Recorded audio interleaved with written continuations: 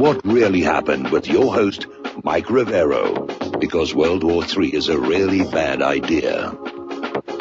Here is your host, Michael Rivero. And aloha, America. Welcome to the show today. It's Tuesday, October 3rd, 2017, getting into the week here, and we have got lots to talk about today. The phone lines are open, 800-313-9443. Mike is in our control room, twiddling the dials, keeping us out of trouble, and ready to answer the phone when you call on in. A lot of people still talking about that horrible shooting incident in Las Vegas yesterday, and actually Sunday night. And of course, the politicians are leaping on board to scream, we have to have more gun control, we've got to have this, we've got to have that. And more indications that the story coming out from the government and the corporate media is really not to be trusted. And we ran an online poll on our website. Do you trust the official story of what happened in Las Vegas? Not surprisingly, 99% voted no, they do not.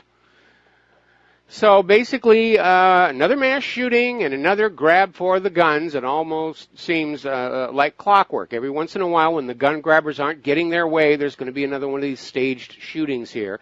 And it is rather deplorable. It's despicable to hijack human tragedy to push your political agenda. And the knee-jerk reaction is out there is, oh, we've got to ban all the guns. If we ban all the guns, all these problems will go away. No, they won't.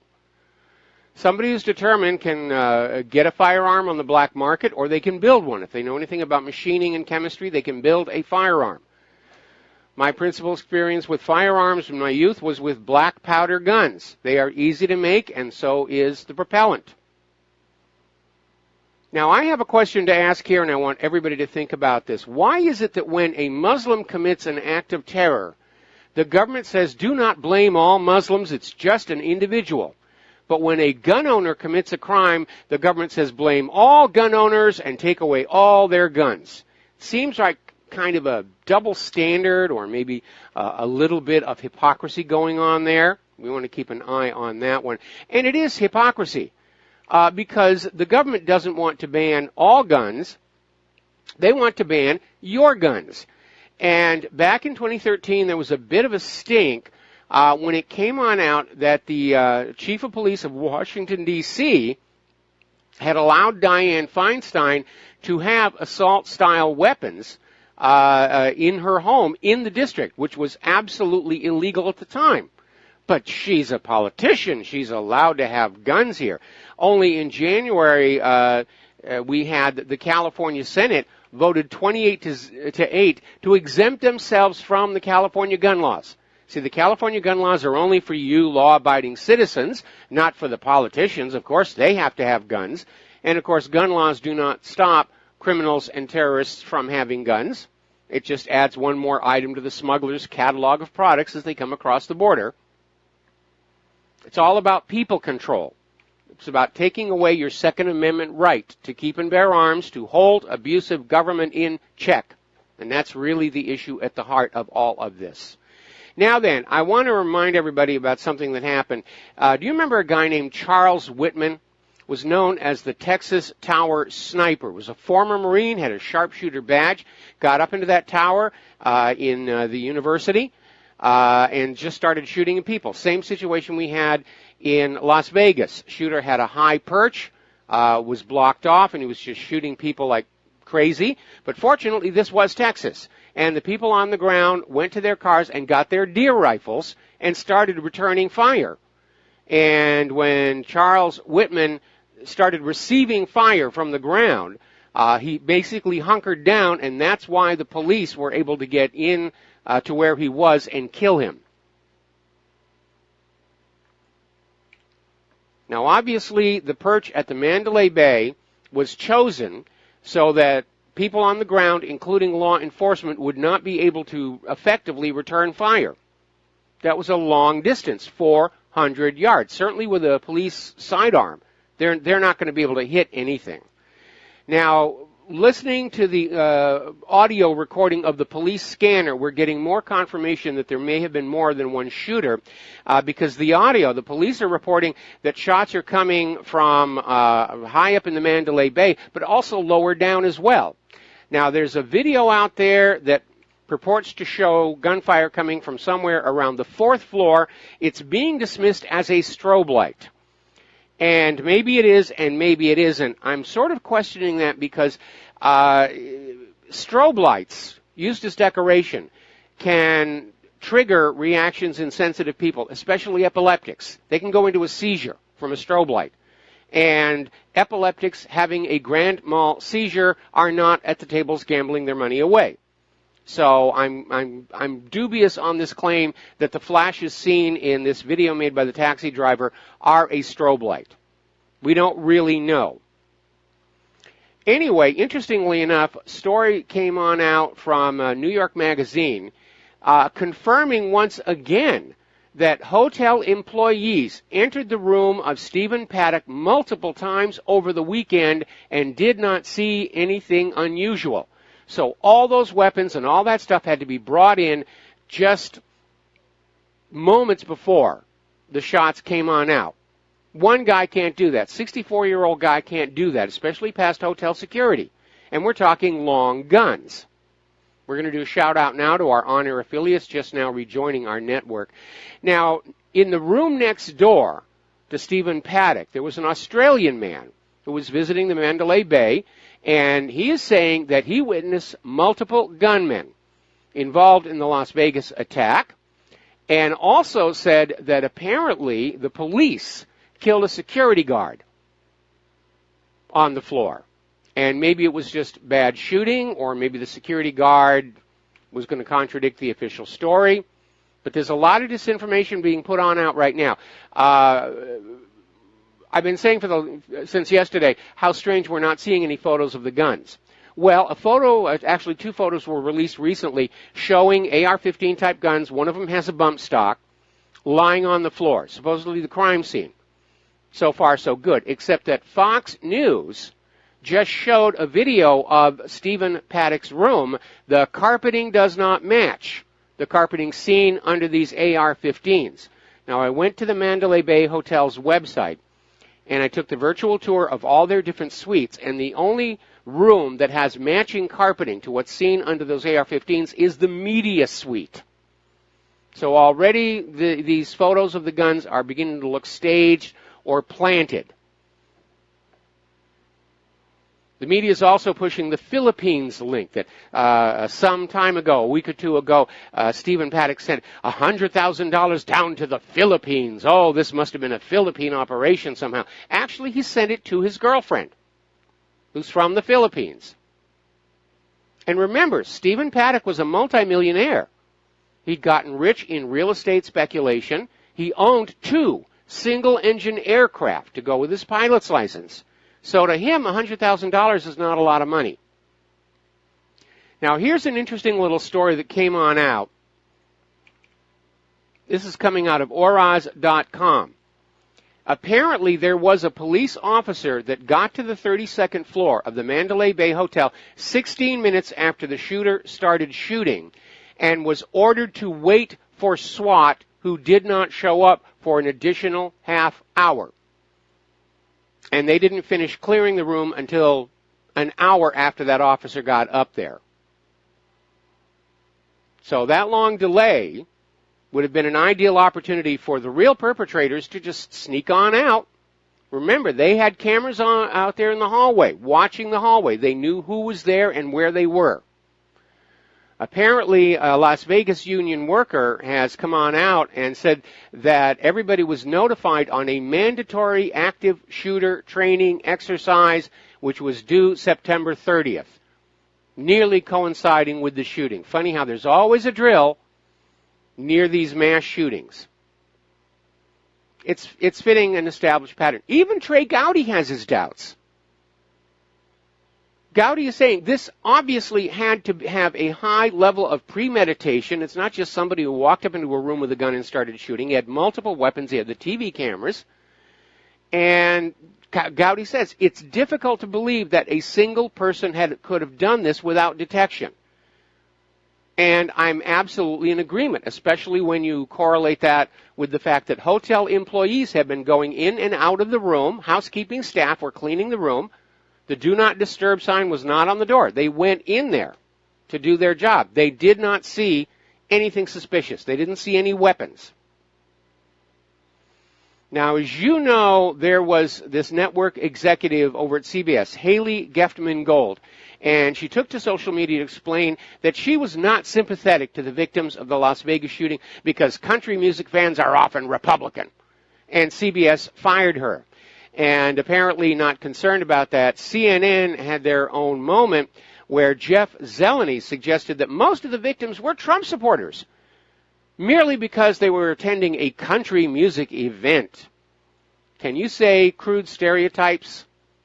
Can you say total lack of empathy to what's going on here? Oh, they're Trump supporters. They deserved what they got. They voted for Donald Trump. If they'd voted for Hillary, this wouldn't have happened.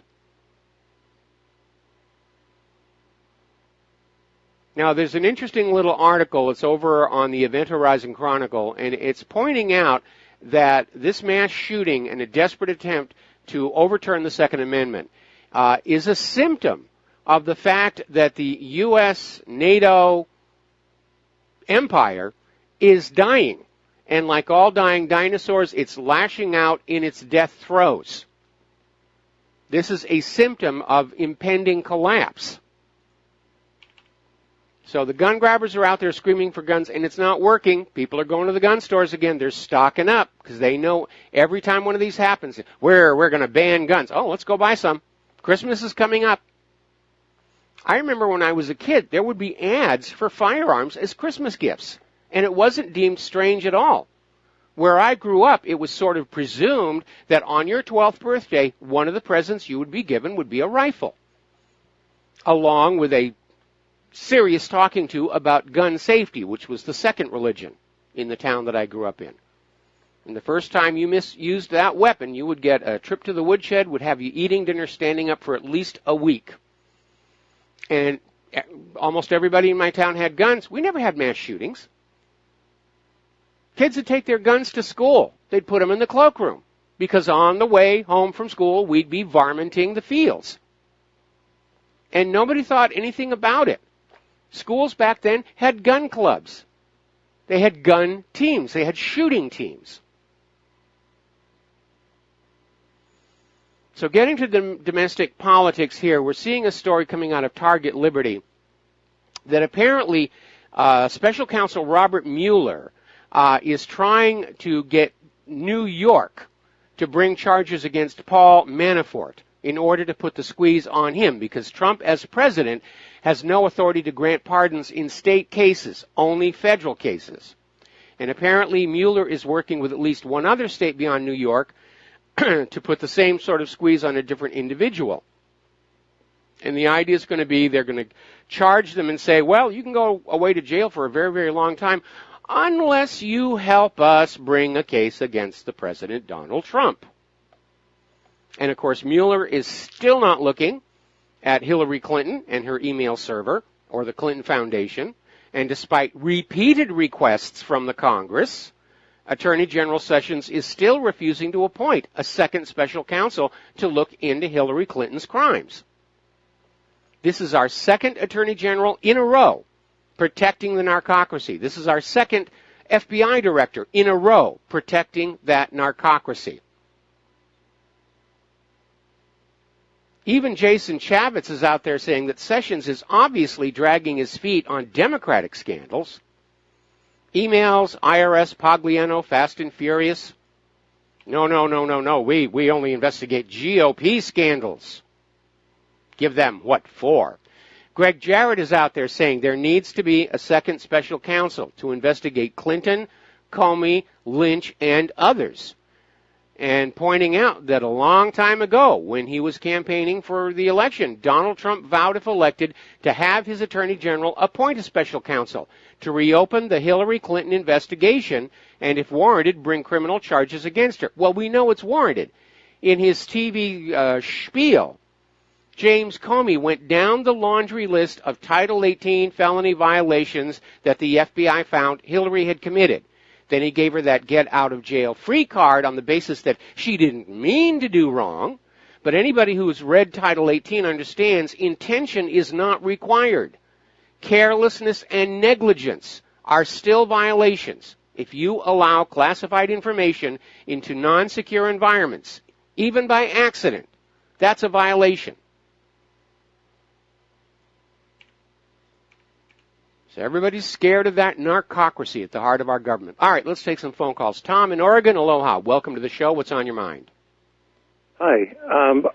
Between an article that you posted on what really happened today and one that was posted 2 days ago on Zero Hedge, we may have the correct dots to connect for Las Vegas.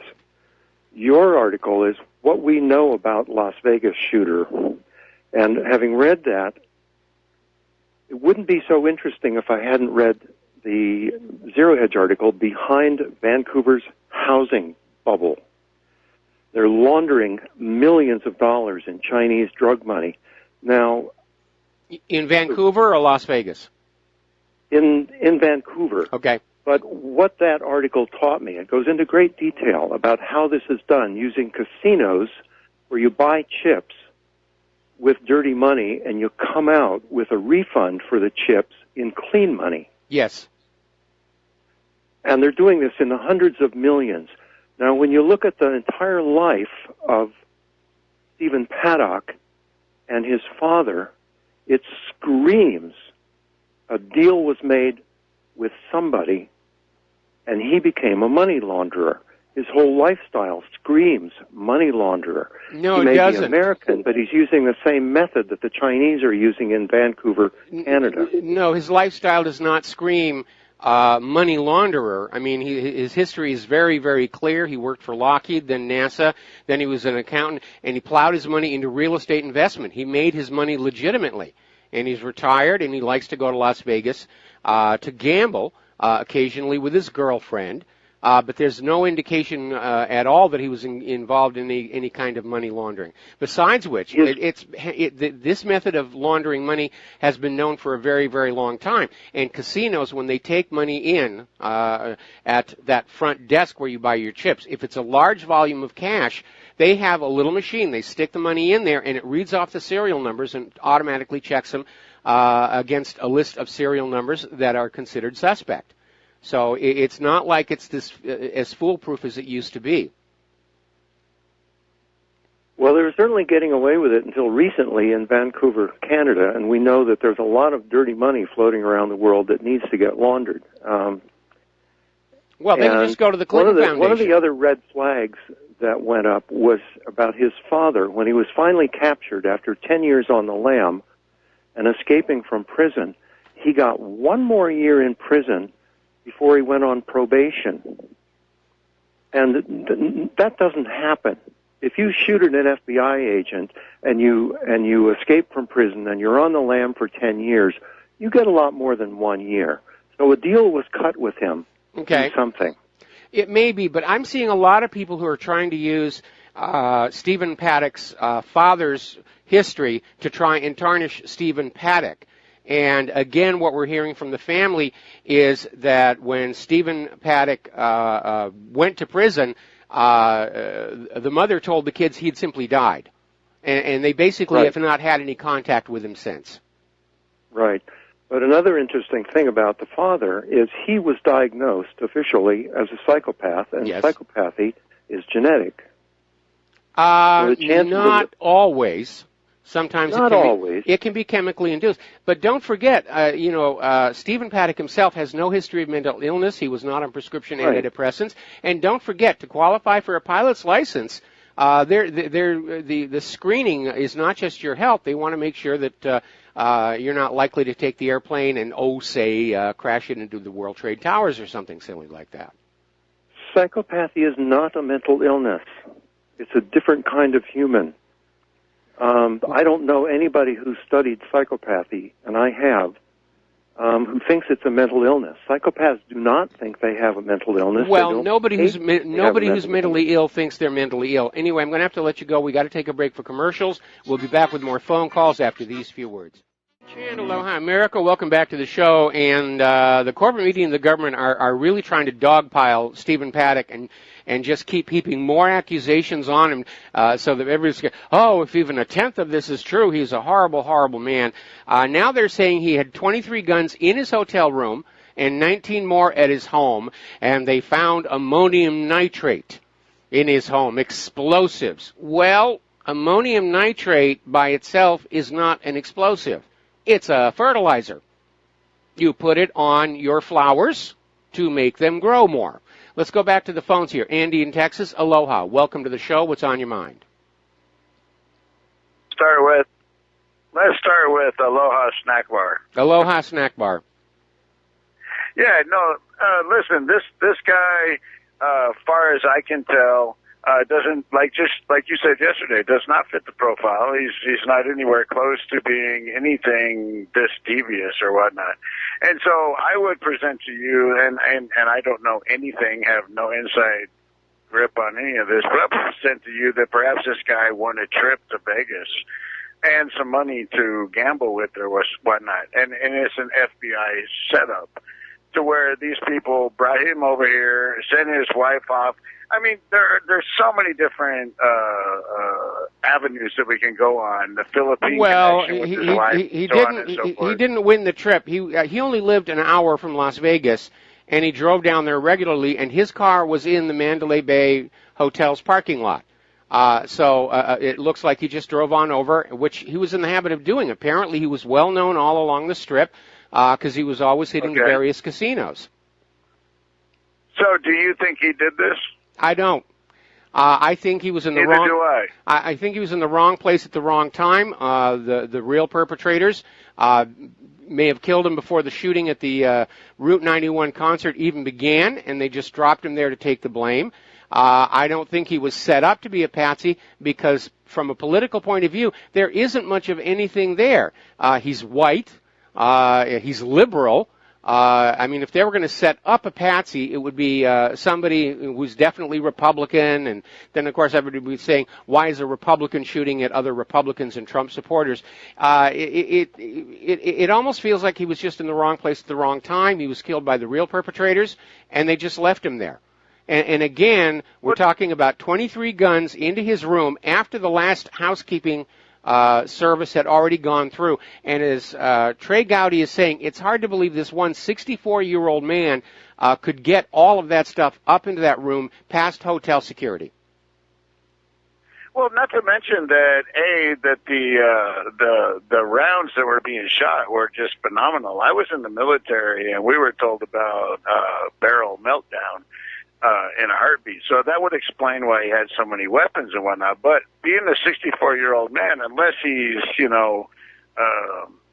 Arnold Schwarzenegger or something, running back and forth from two rooms, shooting from two windows. And when you listen to the shots of the coming out the windows and whatnot, that these people, and many people were saying we saw fires from two different windows, and it's all. But the one thing that we don't have right now is we don't have a body. We didn't, and I don't mean to be gruesome or anything, but we don't have a guy coming out in a body bag in which they unzipped. And, just a little while ago, I was told by another radio show host that this is not CSI. You don't get to see this. Well, this is where the secret lies. Show us the body of the guy. He's coming out in a body bag. Let's see the gentleman that you said did all this shooting. We don't have this evidence. We are so shy of having all the evidence. And we have to take what we get from mainstream media, from people who dig into this stuff and whatnot. There's a few people that can get into this and figure it out and stuff. But this is also kind of curious because it was on the release of O.J. Simpson, which brought a bunch of the national TV setup, NBC, ABC, CBS, Fox, MSNBC. We brought all these people there. And they just happened to be there at the time when O.J. was being released. So this is a little curious to me. I'm just saying we need more evidence before we can jump to any kind of conclusion. Well, at this point, given the past deceptions and lies by this government, the safe assumption right now is this is another false flag. Going to have to let you go, Andy. Got to take a break for commercials. We'll be right back. Aloha, America. Welcome back to the show. And I just got an email from somebody who knows the internal layout of the Mandalay Bay Hotel. And this person is indicating that the room where Stephen Paddock was located, the sniper's nest, the fire exit stairwell is right next door. Now, remember that story about police officer got up there 16 minutes after the shooting, was told to wait for SWAT, and he had to wait for half an hour. And then SWAT made the entry to the room, and, well, by the time they did that, these guys, the real perpetrators, could have been down the stairwell, got in their car. They would have been at the airport waiting for their flight out of town by the time SWAT actually got into that room. All right, we're going to go back to the phones here. Dustin in New Jersey, aloha. Welcome to the show. What's on your mind? Yeah, hi, Mike. So basically, if he was a patsy and they killed him, basically what would have been the purpose? Not just to push for gun legislation, would be for getting back at Trump supporters, you think? Well, certainly the major agenda seems to be the push for gun control, and they're clearly not getting a lot of traction on that one. Gun manufacturers' stocks are up. Everybody knows that every time they try one of these, people start buying guns. But there's a lot of people out there trying to use this to push their particular agenda. They're trying to link it to the Philippines. They're trying to link it to North Korea or Iran. Yesterday, Alex Jones was saying that Paddock was linked to Antifa. Today he's saying that he was actually there working for ISIS. So everybody's out there thinking like a politician. How do I use this tragedy to push my particular agenda? And it's rather shameless behavior, but that's generally what they do. Yeah, because if you look, the agenda kind of matters, but it don't. But look at it, still ended up with the same scenario where it killed people in a country concert, and he rented. Now he rented that. He had to rent it at least a month ahead of time, right? Or whoever rented it. Well, he was a regular visitor, and he may have just had, a standing reservation for every so many weeks. We don't really know, and I don't know what the lead time for a reservation at the Mandalay Bay is. I don't think it's going to be exceptionally long because during the economic downturn, Las Vegas isn't really doing all that well because people don't have money that they can go gamble with. Obviously, Paddock did. He was a millionaire. But I think overall there's probably a high vacancy rate in those hotels. You may even find them on Hotels.com for all we know. Yeah, there's just that other aspect, Mike, that's still on my mind, the hatred of the media and the liberals like the Puerto Rican mayor have, just the vitriol. They hate Trump and they hate the people who voted for him to the point where they make people go out and cause violence too. It's a plus for them. Well, I mean, like certainly with CNN and that other one. With Antifa, it does. But I think the American people, I think this is going to backfire the way the NFL kneeling thing backfired. Because right now, the American people are looking at all these liberals and how they're just celebrating the death of all these people at that concert. And it doesn't actually put out a positive public image. Apparently, Congress was going to have a minute of silence for the victims of Las Vegas, and 2 Democrats just walked out. I mean, how do they think that looks to the American people? They don't care.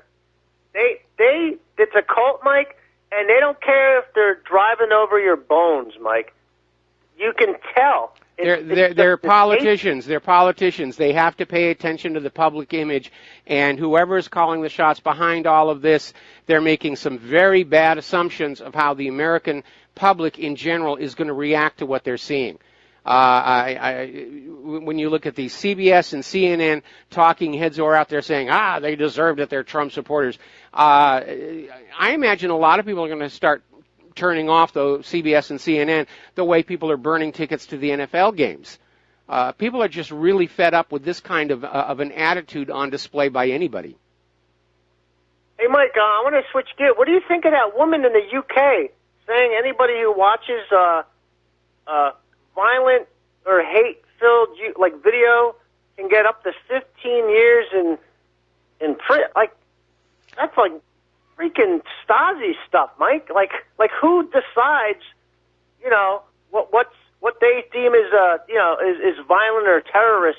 Yeah, I'm glad you put that word in there because what the law that they're talking about specifies terror content, meaning you go to a jihadi website and you have to go to it a certain number of times before you're considered a regular. I mean, a lot of people will peek in on some of these sites just to see what all the fuss is about, or writers who are doing research and so forth. So the law is specifically that if you are a regular reader of terrorist websites, yeah, they're going to grab you and throw you in jail. I don't agree with that. Everybody has a right to read whatever information they want to. Doesn't necessarily mean that they're going to go out and commit an act of terror. I imagine there's probably a lot of people who are reading those websites to try and be prepared for what happens if they are caught up in the middle of a terror attack. Because I thought watching the U.S. bomb that went off, the aftermath, would make me a terrorism. No. It's very narrowly focused on just what are deemed to be terrorist websites. Yeah, what a joke this whole world's like shot.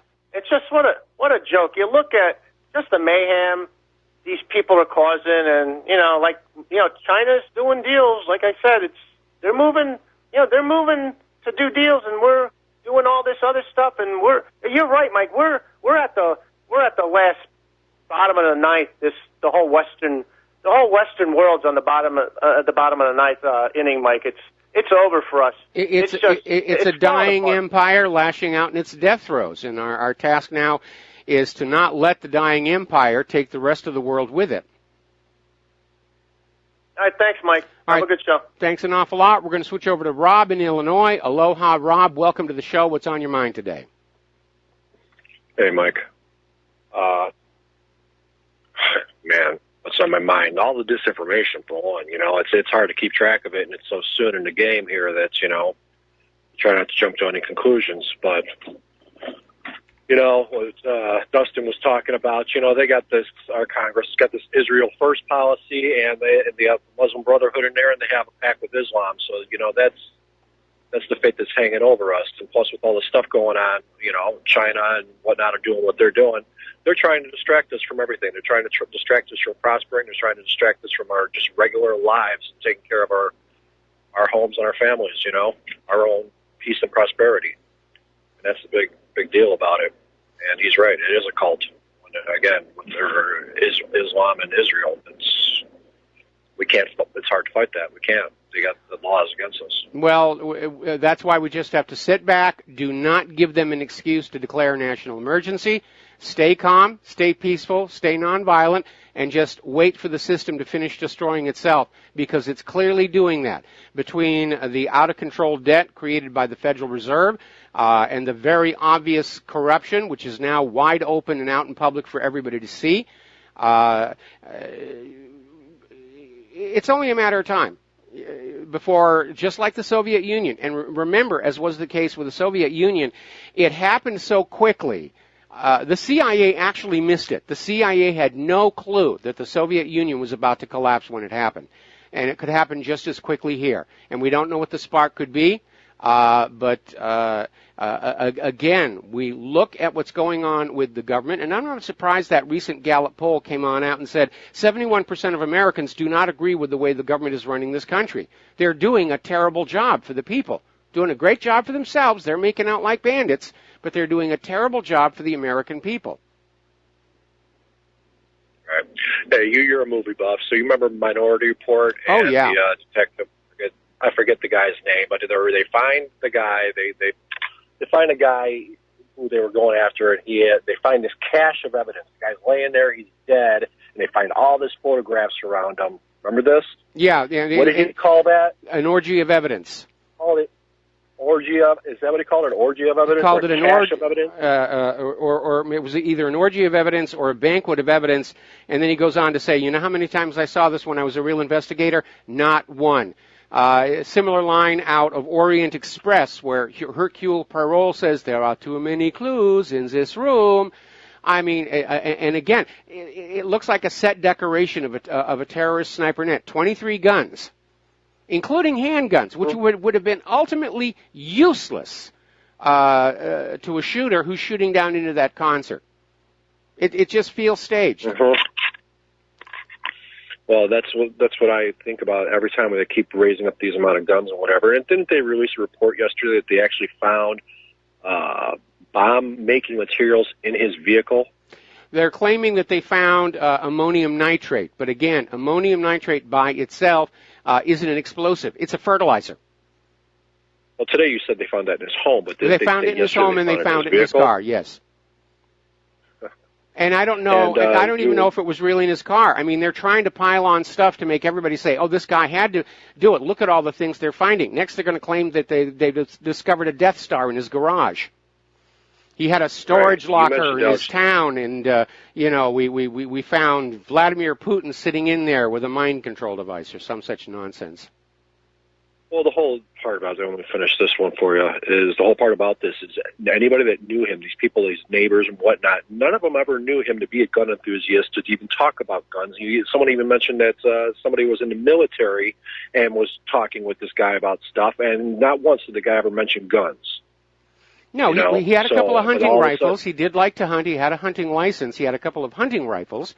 And you need to understand that's significant. Those assault-style weapons that he's supposed to have had in the room do not make good hunting weapons. They're designed to wound, not to kill. Because if you wound a soldier, you take 3 enemy soldiers out of action, as opposed to if you kill them, you've only removed 1. Hunting rifles are actually far more lethal. Again, he had no military background himself, and you're absolutely right. Everybody around him, including his neighbors, said, this is not this guy. Right. Well, let me polish this off, and I'm going to get to what I really called you about.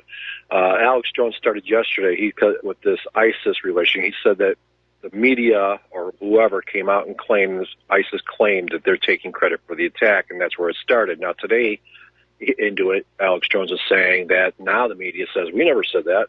There is no connection to ISIS, but Alex Jones is still carrying it on to how maybe he was able to organize this with cooperation from ISIS and whatever. Well, the FBI has already said they've checked into Paddock's background. He's got no links to any terrorist groups. He was retired. He was living the good life in Las Vegas. He was retired. It just does not fit the pattern of a mass shooter.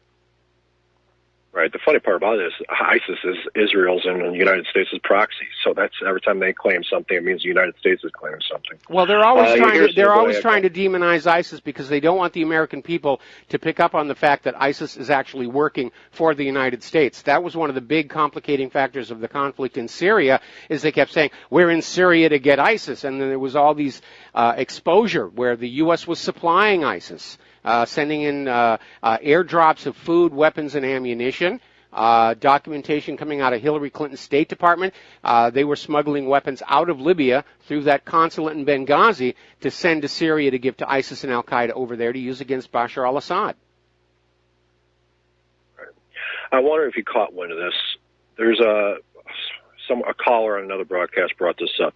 A congressman in New Jersey who is up to his neck with embezzling money from Medicaid or one of the insurance type programs. Mm-hmm. You know anything about this? No, I haven't heard that one. It's a Hispanic congressman out of New Jersey that somebody said they saw the story within the last couple days, but now it's kind of like disappeared.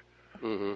So I don't know. I was going to ask if you heard that. And the other thing is with the suppression act that they keep. Remember, Scalise was at Alexandria, and they were coming up on a boat for this fire suppression, mm-hmm. The tax on it and whatever. Is there an act from 1933 or 34, the NSF or whatever, 1933, 34, with a bunch of where this is buried into? And if they open this act, they might find things that they don't want coming out. No. This has nothing to do with the National Firearms Act. This is brand new legislation that is designed to allow hunters to have suppressors on their hunting rifles in order to reduce hearing damage to people around them not wearing protectors, which I think is a good idea. Currently, there's like a $200 tax on that, and they were going to repeal this tax on this, and that's not buried in this NSF. What, National Firearms Act? What you said? No. This is a standalone, brand new bill. They're going to vote on it this week, and I think that's the reason Hillary Clinton made that stupid, uninformed comment about how if Paddock had had a silencer, more people would have died, because she clearly thinks that silencers, like you see in the movies, really exist, and they do not. They just don't work. You can use a suppressor with subsonic ammunition, but you're not going to make a gun, quiet. It just doesn't work that way. Right. And if you were using subsonic ammunition from the Mandalay Bay, you wouldn't have reached that venue across the street. Right. Well, you know that. I've learned that, but the dumbed-down public hasn't. That's what they get away with. I appreciate your time. Thank you. All right. Thanks an awful lot here. We're going to go to Dan in British Columbia. Aloha. Welcome to the show. What's on your mind? Aloha, Mike. Aloha, Mike. I just hope I can make it through to the commercial here. You got about 2 minutes. About the suppressors. Okay, the suppressors, they would just melt anyways. Is that not correct? Well, it depends on how they're made. I mean, the Russians had a suppressor that was basically a tube filled with steel wool, and they were only good for like 4 or 5 shots. But some of the modern suppressors, because they're larger and more voluminous inside, they don't actually heat up as rapidly as the barrel does. Okay, anyways, the reason I called, I did send you a link from rents.com. It's a layout of his hotel room, and it's called the Vista Suite. Yes. 1,800 square feet. Quite expensive. This guy had, like, video poker debt, apparently, according to a lot of online sources, mainstream media sources. So that doesn't add up. And then another thing is... Well, wait a minute. The Mandalay Bay Hotel reported on several $1,000s worth of transactions, but refused to say whether they were losses or winnings. We have people out there who are assuming that he was heavily in debt, and this was his, way to deal with it. Well, frankly, if he was in debt, he could have sold one of his 2 airplanes. But again, this guy was a multimillionaire. A little bit of gambling debt isn't really going to be that kind of a problem. I'm sorry to cut you off here. We got to take another break for commercials, and we will be right back. And aloha, America. Welcome back to the show here. And the New Jersey senator who got caught with this, Bob Menendez. Aloha. Welcome. 23 rifles and plus other stuff. Yep. And it's kind of interesting how it's like, I remember when this first broke, there was 3 narratives that was put out when they were interviewing people. One, they interviewed one person. He put out like a Sanctuary City narrative, ISIS narrative, and then running with the narrative of the Republicans are pushing the mental health. And that's a slippery slope. Well, not just them. Everybody's pushing that. Because like you said, they could label anything a mental health issue. They could label you not agreeing with what they think as a mental health issue, and then all of a sudden... they're already out there saying that anybody that doesn't trust the government is obviously mentally ill, and that's a tactic right out of the former Soviet Union. If you questioned the Soviet government, you'd be declared mentally insane. They'd put you in a hospital and treat you rather badly, and even if you got out at some point, you're forever tainted. Oh, that person's crazy. Don't listen to what they're saying. And they're trying to do it here in this country as well. They are succeeding, though, because if you look at the new generation, this thing... You see the way a bunch of people on that stage have already switched their decision of gun rights and the Second Amendment. I mean, if you look at Generation Z, the new generation that's coming out, they really believe in this whole, cyber attack. Guys in caves are using laptops to take down our infrastructure. That's the result of Common Core education. Teaching people to simply listen and regurgitate what they hear rather than think analytically and logically. But apparently, I just got word on this. Paul Ryan is now pulling that SHARE Act from consideration. This is the one that would have deregulated the suppressors. It's now off the table, which is a classic knee-jerk reaction considering that no suppressors were used in the Las Vegas shooting. The only person who made it an issue was Hillary Clinton. So that was her agenda, to get this legislation defeated. That just shows you they're working together. He had to pull it because she's too stupid that if she would have just kept her mouth shut, that thing would have went through. And that's what I'm saying. Yes. They're so fractured at the top. They don't know how they're imploding. When you look at the NFL, when you're looking at the wars, they can't keep it. They're imploding, and you just see all the cracks. You see it now. That's why we got to stick together. It's not us. We need to not, because everybody's pushing that Civil War razor. That's the best thing that they could want. Okay, we're going to have to let you go. We got to do a station identification. We'll be back in just a minute. And aloha, America. Welcome back to our show here, hour number 2. And before we go back to the phones, I want to talk about this thing where Paul Ryan just pulled that bill from consideration that would have deregulated suppressors. Now, again, suppressors are not silencers, especially when they're used on a hunting rifle. And no suppressors were used in Las Vegas. Hillary Clinton made it an issue. The fact of the matter is that the use of a suppressor does not conceal gunfire. It can obscure the origin if you're listening for them. But if they're shooting at you, you can see the flashes. And again, this is a law that will affect the law-abiding gun owner and won't affect the criminals, because suppressors are very easy to make. The Irish Republican Army used to do one-shot suppressors carved out of potatoes, raw potatoes. You can make a suppressor out of a plastic water bottle, if you know what you're doing. You can 3D print suppressors. So the criminals are going to have them, no matter what.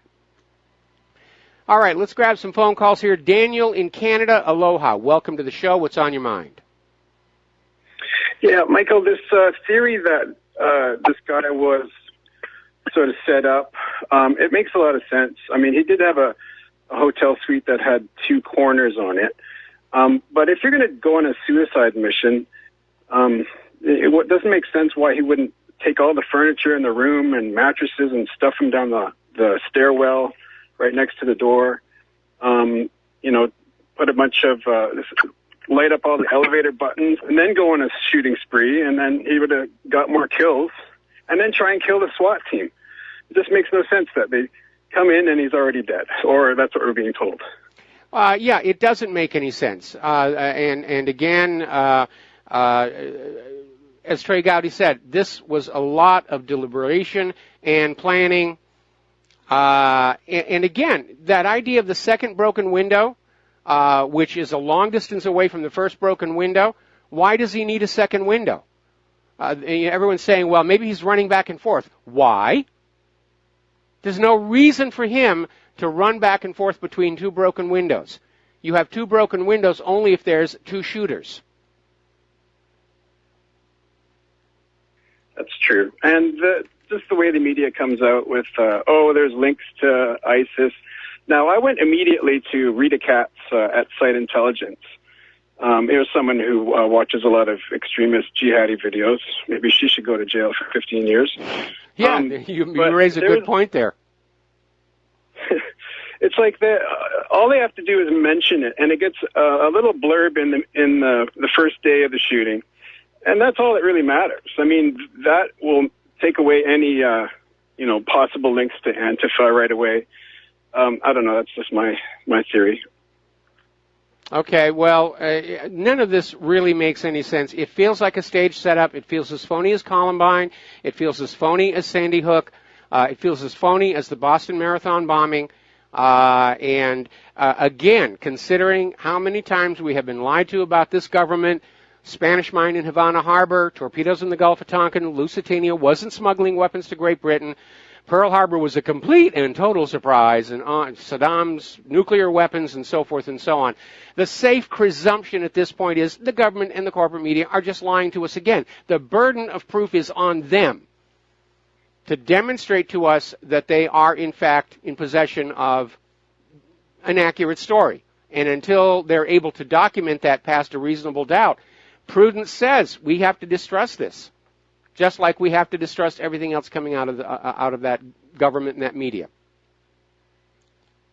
Okay, thanks, Mike. I'll talk to you later. All right, thanks an awful lot. We're going to switch over to Ron in Missouri. Aloha, Ron. Welcome to the show. What's on your mind? Yes, Mike.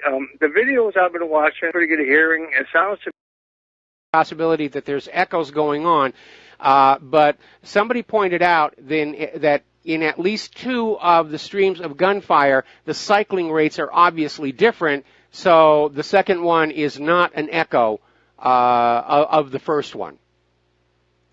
Exactly.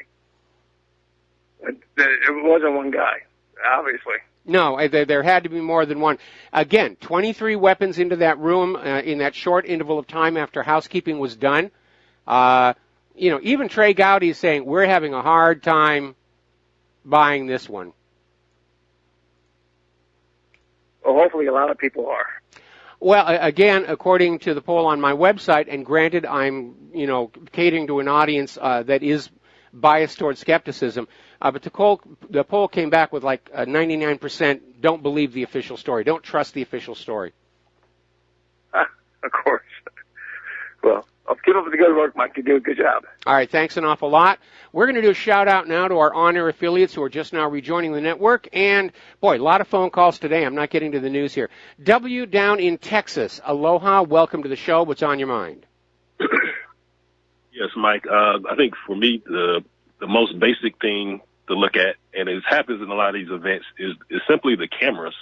So where would you start with the cameras is to ask the question, and the media should ask the question, everybody should ask the question is, were there cameras in the hallway of the 32nd floor of the Mandalay Bay? And if not, okay, well, there are no cameras there, well, then I'm sure there are cameras on the elevators.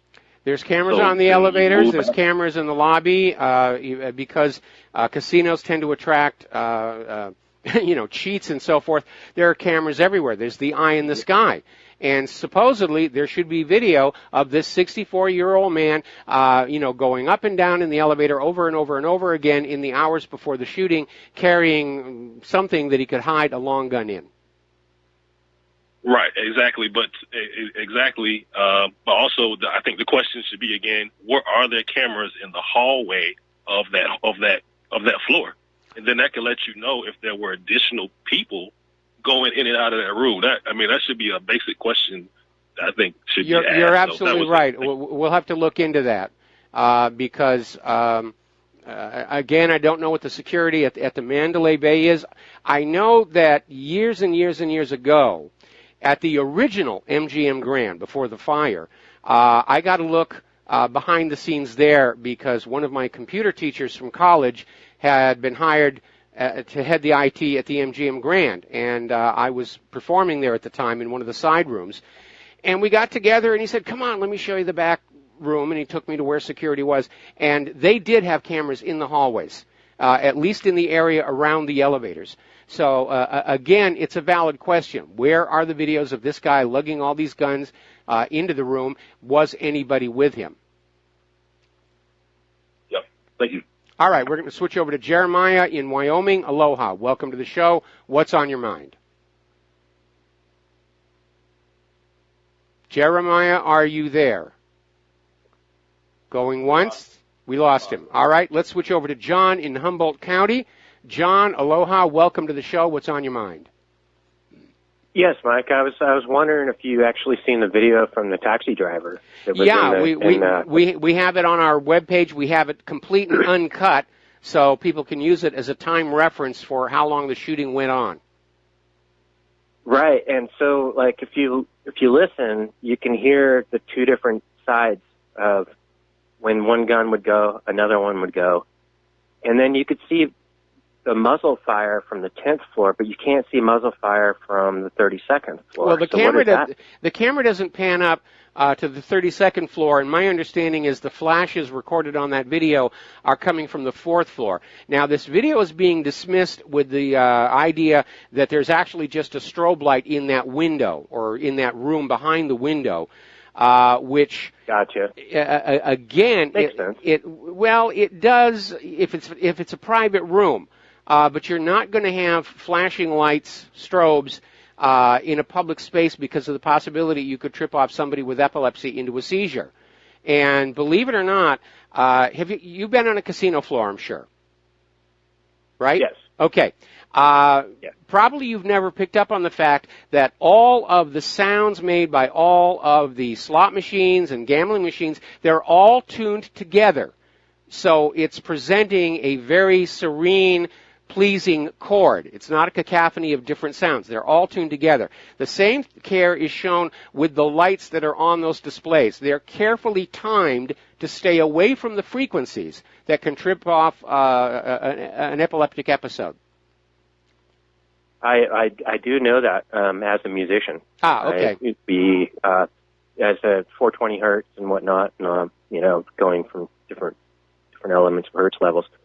The other one was, though, is I always wanted to ask you, did you ever come to Humboldt County when you lived in California? Yeah, when we were staying. Did you ever come up to the Redwood? Yeah, absolutely. When we were staying in San Francisco while I worked on The Day After Tomorrow, we finally got a weekend away because it was a 7-day-a-week job trying to get that thing out the door. And we got a weekend away, and we rented a car, and, yeah, we just drove all over the place for the weekend. We did make it to Humboldt County, and we did make it to the Redwoods. All right. I was always curious about that. But I'm curious about these videos. I'm going to go through them myself, and if I find something, I'll email it to you. What I would like to find out is if that window on the 4th floor where we're seeing the flashes, if it's a private room and somebody just decided they wanted to stroll, or if it is. We're going to try and get through the calls and get back to the news. Sherry in Texas. Aloha, Sherry. Welcome to the show. What's on your mind today? What's on my mind, Mike, is that the bottom line is what is hoped for here, I think, from my point of view, is what we just turn against each other. A push for civil war, Republicans against Democrats, guns versus non-guns, conservative versus liberal. Let's get them to fight each other. So I think everything I'm hearing, I agree with everything everyone's saying, and this guy's a patsy. It was convenient for a number of reasons. I don't know what they are. I haven't really focused on him because there's this big thing. I think we should stay out of malls, not because they might be dangerous this Christmas, but I don't live in a city, but if I did, I wouldn't shop malls. I'd go to mom and pops and turn away from these pillars of Wall Street all I can, and they just seem like they want us to get angry, and if they start talking about taking our guns, it's going to make people angry. I don't care. We just can't fight each other, and I'm really grateful that you stressed that we can't let this turn into that, because that's the agenda, I think. Well, that's certainly what Antifa is talking about for November 4th, but I'll tell you this right now. There will be no staged terror attacks at the shopping malls precisely because we're heading into that holiday shopping season, and if they're not able... the retailers are not able to get themselves into the black over the holiday shopping season, then they're going to be closing doors next year. So we may see various venues under attack now that the NFL is heading downhill. We might have a Black Sunday event there. But they're not going to stage a terror attack in a shopping mall because that would really put the crimp on the holiday shopping season. Yeah, I'd say stay out just so you're not going to be doing them any business. Who's got money to go? Who has got money to go shopping? It's like, I know people just like to go to the mall and walk around and dream that they could buy all the stuff there, but I find it a depressing experience. So, I don't go to the mall unless I absolutely have to. Yeah, I agree. Well, I don't want to hear any talk show host saying we got to fight them, we got to arm ourselves, we've got to get after these guys. You're not going to get that from me, no. No, I know, and I hope they all follow your lead here, because that would be the worst thing for us of all. Then they'd have excuses to do all kinds of nasty things.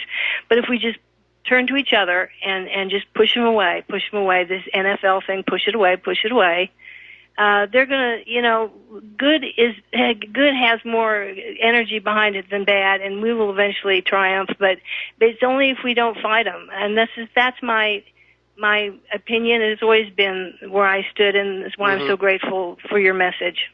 So that's it. Well, thank you very much for the kind words, and we're going to let you go. Switch over to Bob in North Carolina. Aloha, Bob. Welcome to the show. What's on your mind? Hey, Mike, you missed it again. Seems like a limited hangout. So here's the deal.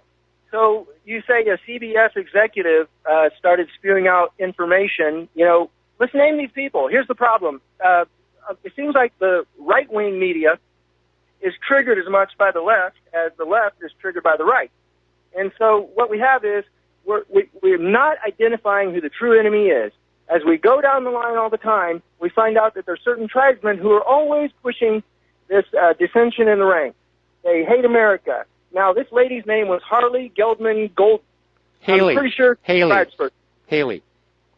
Haley, Harley, big deal. Geldman Gold. Okay, Mike? And here's the thing. You've got Alan Greenspan, Andrea Mitchell. Jack Lew, Ben Bernanke, Tim Geithner. Kenny Pritzer, Gary Cohn, Steve Schwartzman, Hank Paulson. Okay, you've made your point. You've made your point. You really think? Well, okay, Mike, we're going to let you go now. Okay, we're going to let you go. I wanted to get a comment in here. Okay, first of all, there is no liberal media versus conservative media. The media is overwhelmingly liberal, and isn't a dialogue going on there at all. They're presenting the agenda, and I think that was illustrated quite clearly last year during the election. So but I don't think you're going to see, if there were conservatives in the corporate media, and certainly the conservatives who are here in the independent media, you're not going to see them celebrating when innocent people get killed. And that, my point was that I don't think these executives at CBS or CNN are comprehending how this looks to the American people at large, or all these liberals who are all over Twitter celebrating the death of all these Trump supporters. They're happy it happened. How does that look to everybody else around you? And that was really the issue I was going to make. So, Bob, thank you very much for the phone call. We're going to let you go and switch over to Mike in Kentucky. Aloha, Mike. Welcome to the show. What's on your mind? Well, a couple things. I have seen people bring up the idea that this 64-year-old guy could somehow get a hold of valet carts and bring his stuff up, unless it was in very concealed bags or something. I'm thinking that even if he had, assistance from the casino people, it's going to clink and, make some odd sounds. I mean, ammo boxes or whatever rattle, and what, you'd have to wonder about the luck he would have to be able to use a valet cart on his own, Well, it's not impossible, but again, there should be a video of this guy somewhere, and to try and bring it all up at the same time. Again, the risk of discovery is there. And again, I'm not the only one who's doubting this. Even Trey Gowdy's out there saying it just doesn't feel right. And why are we not allowed to question stuff like this? I mean, just because it dares to suggest that we might not be being told the truth, Well, that's definitely why the government wants to stop our right to ask questions. They don't want. There's financial issues afoot here, is there not? I mean, they cannot fix the financial problems for this system. I mean, I've watched your video. All wars are bankers' wars several times. Is this their only solution? Is to try to foment a civil war between the idiots and the country bumpkins? I mean, a civil war is not going to improve the U.S. economy. The only way they're going to save the U.S. economy is to conquer the rest of the world and pull them back into Bretton Woods and start siphoning. Have a nice little color revolution and reorganize the bankruptcy with some new symbols, and a new constitution or whatever, and we would join the family of nations or something in a new way, third way or whatever political buzzwords they can come up with. But the idea is to get rid of the concepts that brought this country into play, I think, and into a family of nations or something. Well, we know that for the globalists' vision to prevail, at some point the U.S. does have to be brought down, and maybe that's what Antifa is planning on November 4th. The more you see these independence referendums in places like Kurdistan and Catalonia, the more the globalists are putting pedal to the metal and trying to find some way they can regain the initiative on this. Anyway, keep it up, Mike. Keep it up. Thanks an awful lot, Mike. We're going to let you go. Back with more phone calls after these few words. And aloha, America. Welcome back to the show here. And the corporate media is out there talking, it's gun control, gun control. All the late-night hosts were doing gun control, gun control. And as I said earlier in the show, don't you find it amazing that when a Muslim commits an act of terror, we're told by the government and the corporate media, don't blame all Muslims for the act of this individual. And yet when you have a gun owner that goes on a shooting rampage, the first thing they scream is, all gun owners are criminals, and therefore we have to take guns away from everybody. I mean, that's like saying that because a drunk driver has run into a crowd of people that we should ban cars. It's really kind of silly. All right, let's get on back here. Phone calls. Mark in North Carolina. Aloha, Mark. Welcome to the show. What's on your mind? Hey, how you doing, Mike? Mike, I know that you're a former movie producer and all that. What I wanted to ask you is, you remember the movie, I think it was called Telephone? Oh, yeah. Yeah. Charles Bronson. Charles Bronson. Yes. Right. Okay. Well, that's what I've been thinking about the last couple of days with this guy, with this, now I didn't think about what you said, that maybe somebody might have gone into the room and killed the guy and then done, started doing the shooting themselves. But I was thinking before is that you're getting these people now from the 60s, okay? They're now up there in age and all that, but they're still capable, right?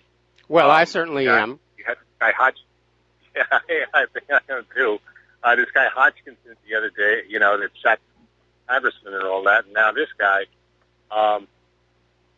You think maybe he's some kind of a radical going back maybe into the 60s, early 70s, when you really had the radical movement, and then decided to, got out of it, but became kind of a sleeper agent. Not in the effect that like Charles Bronson would be pursuing these people who would just take a phone call. Well, there's two issues there. First of all, again, as you were conceding, that kind of control, post-hypnotic suggestion triggered by a phone call, like silencers, it's a product of the movie culture, and it's not real. And the CIA spent a bunch of money and a lot of years on MK Ultra trying to produce exactly that kind of a result, and they pretty much failed miserably. Now, as far as him being radicalized during the 1960s, frankly, if you can remember the 60s, you weren't really there.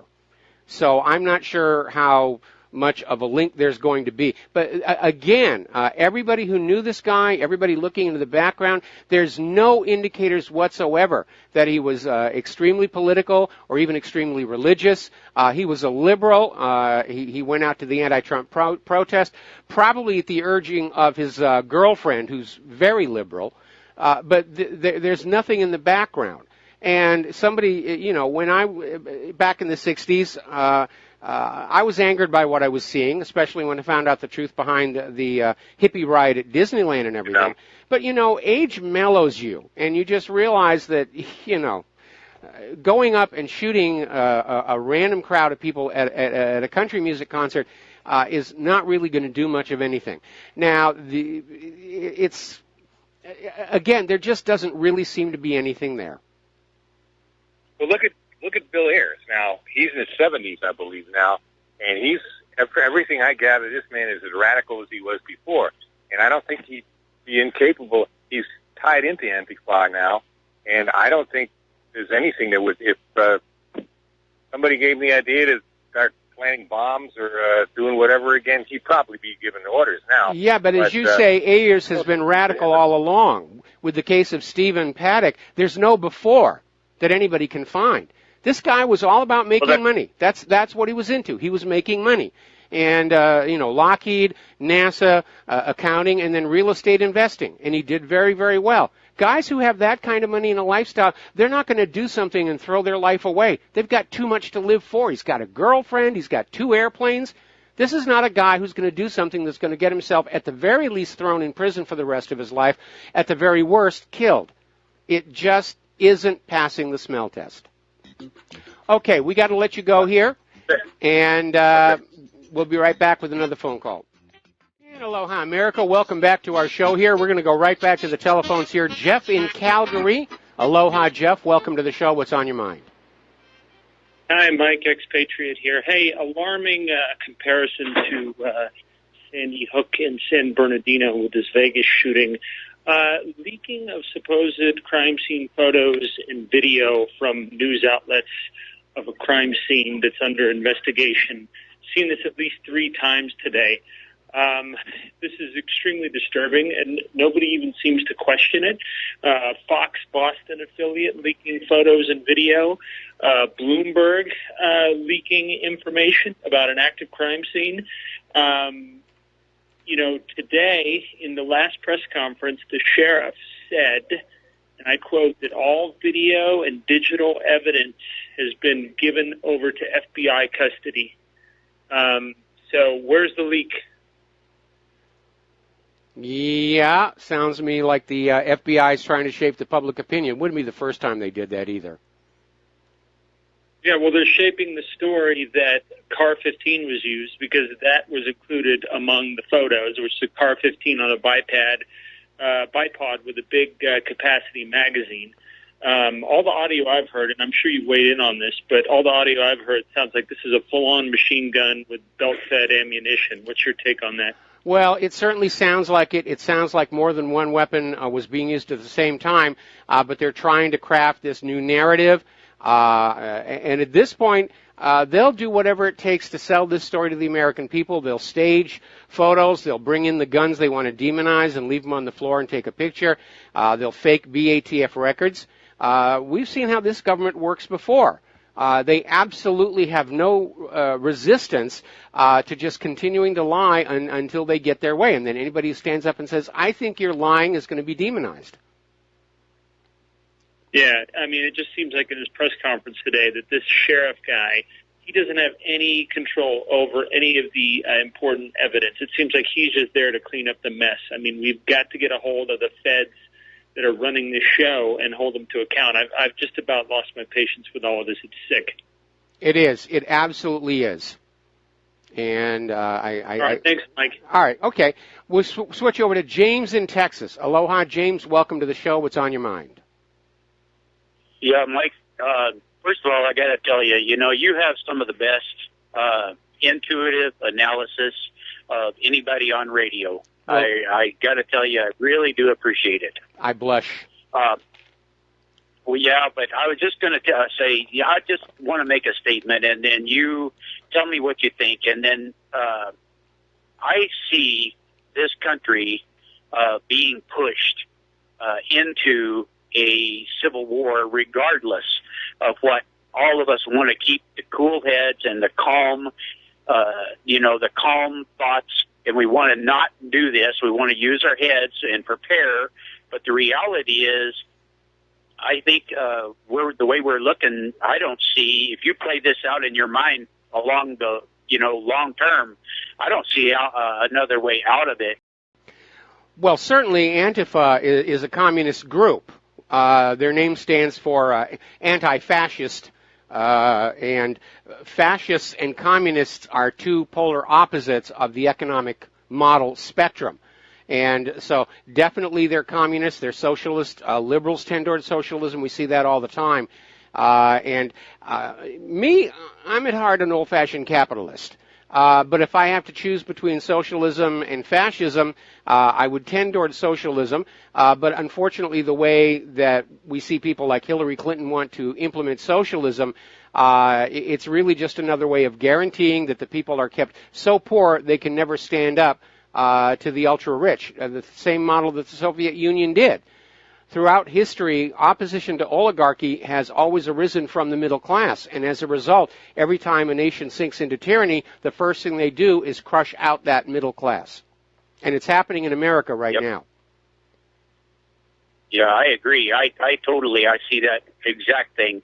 The other thing I was going to mention to you is that John, for Republic Broadcasting is trying to raise money. Well, there's a whole bunch of listeners that listen on the phone that do not, like me, as an example, that are not online, and we would love to help. We would love to support. But what we need is if John, you make an excellent commercial, by the way, for them, for Republic. But if there would be a P.O. box somewhere that some of us older guys that don't care nothing about the internet, really don't want to be on it, and would be more than happy to help if we had a way to do it. Well, actually, if you go over to the website for republicbroadcasting.org, and you hit that contact in the top menu bar, the postal address is right there. Republic Broadcasting Network, 2251 Double Creek Drive, number 302, Round Rock, Texas, 78664. excellent. But I'm not online at all. I mean, I don't have a computer Oh, at all. I see what you're. I have to go 20 miles just to get on a computer. I live out in the woods, but what I'm saying is, if you're advertising that and making part of the advertisement to help, if they could include that on a regular basis, I think it would help. I'll pass that along to them, and meanwhile, grab yourself a pencil and a piece of paper, and let me give you that address again. All right, I'm ready. Republic Broadcasting Network, 2251 Double Creek Drive, number 302, Round Rock, Texas, 78664. Okay. All right. Could you run through that one more time? Okay. Republic Broadcasting Network, 2251 Double Creek Drive, number 302, Round Rock, Texas, 78664. All right. Thank you, Mike. All right. Thanks an awful lot. We're going to let you go and switch over to James in Ohio. James in Ohio, aloha. Welcome to the show. What's on your mind? Hi. I read that there were 20 firearms found in that room. As somebody who has had some experience carrying long guns around, I find this kind of dubious. There were 23, but some of them were handguns. Right. But the idea that he would bring 23 guns up to a high-level motel room, even in bags, they would be extremely heavy, unwieldy, and awkward, and it would be kind of a spectacle, too. In addition, you see the same kind of thing with the Sandy Hook case. I mean, he had like an arsenal. He didn't just bring one gun, and I think that it sounds very much like a contrivance. We haven't heard the term too much in this decade, but in previous decades, you've heard them talk about gun nuts and everything, and it just, for somebody to bring 20-some odd arms into a motel, a mass shooting, it just doesn't sound realistic to me. No, it doesn't, but the agenda is to call for there to be a maximum number of guns any one American citizen can own. And that's the reason they have the plethora of weapons for Sandy Hook and in the Las Vegas shooting. Again, given that Las Vegas casinos are very often targets of fraudsters and cheats and so forth, security at a Las Vegas casino is a lot more intense than it would be, for example, at a regular hotel in, say, downtown Los Angeles or over by Disneyland or anything like that. So, again, this guy going through the lobby over and over again with these bags. You go up with a bag, come out empty-handed, go up with a bag, out empty-handed. Security would definitely notice that. And what it brought to mind was the film poster for a film called The Survivors with Robin Williams and Walter Matthau, where Robin Williams has both arms around, like a dozen long arms and bandoliers and stuff, and things are falling out, so yeah. It just doesn't sound realistic, but that's all I got for you. Yeah, no, that film was an attempt to sort of demonize or ridicule shooting enthusiasts and preppers way back when. All right, thank you very much for the phone call. We're going to let you go. Dean in California, aloha. Welcome to the show. What's on your mind? We lost Dean. Let's switch on over to Tom in Florida. Aloha, Tom. Welcome to the show. What's on your mind? Yes, good day, Michael. What's on my mind is why would a guy go shoot all these country fans if this guy didn't have a hate for Donald Trump? Because 80% of all the country fans are voted for Donald Trump. So this is a guy who is a George Soros plant. I believe this guy worked for Soros. I believe Soros would probably maybe behind this. Wait a minute. Which guy are we talking about? Which guy are we talking about? The shooter in Vegas. This millionaire. This guy had 2 airplanes and this nutcase. He doesn't need to work for anybody. In fact, he considered gambling his job. That's what he was doing at that stage in his life.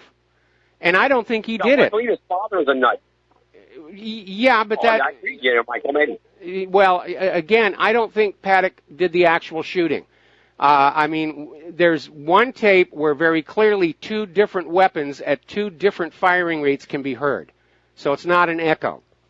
And there's no reason for there to be a second window broken out of that 32nd floor, especially because there's no direct link between those two rooms. You'd have to go out into the hallway and come back in, unless there's a second shooter over there or a second shoot team. I think this guy was just in the wrong place at the wrong time, and the real perpetrators just popped him because he was probably kicking up a fuss. He's not a person to just sit down and be quiet when told to. They're trying to build a case around him. The way they worked so hard. Look how hard they worked to frame Lee Harvey Oswald. And I think this is just more of the same. Anyway, Tom, we're going to let you go. Well, Michael, you're right about that, Michael. But Lee Harvey Oswald did say on tape, I didn't shoot nobody. And they ran the greatest lie detector test they ever had, and it proved that Lee Harvey Oswald was telling the truth. Well, Lee Harvey Oswald was telling the truth. Lee Harvey Oswald was not supposed to survive the encounter with the police at the Texas Theater, and that's why Ruby had to cowboy him in the basement of the Dallas police station.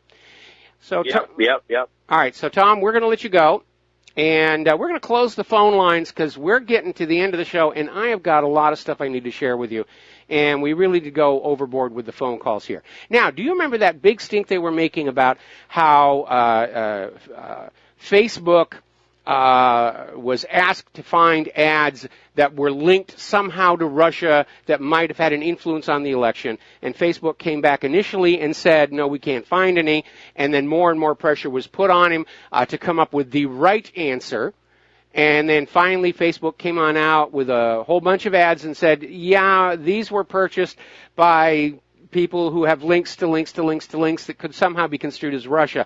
And they made a big deal about it, Russia influencing the election using Facebook. And then somebody leaked the ads on out and discovered most of them were issue ads. Abortion, feminism, and the few political ads about the candidates seemed to favor Hillary Clinton, which blew that whole story up. Now it's gotten even more interesting because apparently these ads did not run until after Election Day. And the corporate media is out there saying, oh, all these people saw these Facebook ads. Yeah, they did. But they'd already voted at that time. Now, speaking of voting, Dianne Feinstein is considering running for yet another term in office.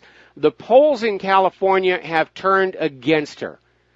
They want Dianne to retire, go quietly into that good night, but I'm sure Dianne is just sitting there thinking, we've got all these illegal immigrants. They're always going to vote for the Democrat. I've got nothing to worry about over there. Now, a lot of people are talking about Tom Cruise's new movie about Barry Seal. And there's an interesting sort of quasi-review over in the Arkansas Times. And it's written by a reporter who actually was trying to untangle Barry Seal's story back when it was happening. But he knows a lot about Barry Seal and that whole CIA drug and gun running Clinton operation. And he's saying that there's a lot of information in the movie, but no real smoking gun. But the interesting thing is, in Arkansas, police records that are supposed to be open to the public 20 years ago are apparently no longer available. So somebody is concerned that because of this movie, citizen investigators are actually going to start digging in to find out what Barry Seal was doing, and more to the point, who he was doing it for. Now, getting on down to Puerto Rico, Trump is down there right now. He flew on down to reassure Puerto Rico that they're not being neglected and ignored. He actually took part in handing out some of the emergency supplies. And apparently Ben Shapiro is just absolutely going after that San Juan mayor over Trump, who apparently had an agenda to make it look like the U.S. was neglecting Puerto Rico. And maybe it was to get more aid, get more money, But certainly it was to damage Trump. And this mayor of San Juan apparently is a close friend of Hillary Clinton. There's a new development, though, because so much aid was so late in coming, coupled with the damage from the hurricanes. There is now a surge of new migrants from Puerto Rico to Florida, and they're allowed to go because Puerto Rico is a U.S. possession. And there's now a concern that so many Puerto Ricans are going to enter Florida, it could turn the state Democratic. And that has a lot of conservatives very, very worried because, as you know, it's a main battleground state in all the elections. It certainly was back in 2000 between Bush and Gore. So let's talk about the wars and the war zones. Just what did Washington, D.C. achieve in its 6-year war on Syria? It's winding down. The defeat of ISIS in Syria is imminent. The Syrian army is clearing out some of the last ISIS strongholds in the east with the aid of Russian assistance. And Washington's interventionists are searching for a new excuse to stay there. We'll be right back. And aloha, America. Welcome back to the show here. And Fox News is now showing the vigil at Nashville for the victims of the Las Vegas shooting. And they're just milking this thing for all the bathos that they can. And Stephen Paddock is now being described as a privileged white male lone wolf. There's another agenda at work. We're going to demonize white males again. Oh, he was a white male. He was also a liberal. Anyway, getting on back to the international news here. So basically the war in Syria is almost over, and with all the talk about we're going to get Assad out, we refuse to let Assad continue in power, it's very obvious that the U.S. is going to be handed a defeat. Now, the U.S. government, the corporate media will say it's a stunning victory, we got rid of ISIS, but to governments around the world, it will be seen as a major strategic setback for the U.S. plans. And it's going to send a message. The mighty U.S. military isn't that mighty. It is not invincible. And I think Donald Trump made a huge mistake sending those cruise missiles into that Syrian airfield when so many of them missed. And it underscored that our weapons really aren't as good as they're made out to be. Now, as you know, there's been an ongoing debate about Turkey and whether it's going to join the European Union. And the European Union was approaching them, then they weren't, and now Erdogan is saying that Turkey is no longer interested in EU membership. Erdogan's son came on out and basically described the European Union as a bunch of infidels. And so that issue is now very much off of the table here. Over in North Korea, missiles have been moved from the research center. It looks like there's probably a new test launch about to happen, and the 10th is a big holiday in North Korea, and Kim Jong-un likes to celebrate the holidays by firing off test missiles. So there's probably going to be something over there as well. Now, again, the U.S. really can't just haul off and attack North Korea for testing their weapons, because every nation on earth tests their weapons. So there could be a false flag. Now, as you know, they just sent the carrier, the Ronald Reagan, over for exercises off the Korean coast here. And remember, the Reagan was heavily contaminated when it was supporting the Fukushima operation. They haven't been able to fully clean it up. So that would make a very fitting and appropriate target for a false flag. Oh, my goodness, North Korea sank the Ronald Reagan, those dastardly North Koreans. We will give them what for. Article that came on out of Information Clearinghouse, and it's saying basically the same thing I've been saying for the last week. North Korea would be stupid to trust the United States. Any deal that would be reached would involve trusting the U.S. government to keep its end of the bargain, and trusting the U.S. government would be the stupidest thing North Korea could ever do. We'll be back after station identification. And aloha, America. Welcome back to our show here. Now, over on the disputed area of the India-Pakistan border, there have been 5 deadly incidents. The situation is escalating there, and at least 8 people have died. And tensions between the rival neighbors continue to intensify over the restive province and its contested border. And of course, the danger there is that both India and Pakistan are nuclear nations. Now, Paul Craig Roberts came out with a very interesting article. And he says, "Are you ready to die?" And he starts out by pointing out that Glenn Greenwald, over at The Intercept, exposes the fake news put out by the U.S. Department of Homeland Security that Russia hacked 21 U.S. state elections, which went around the world. In the corporate media, oh, there, we've got it. And apparently the state governments have all been calling the Department of Homeland Security to say, no, we don't see it. It's not here. There's no evidence of it.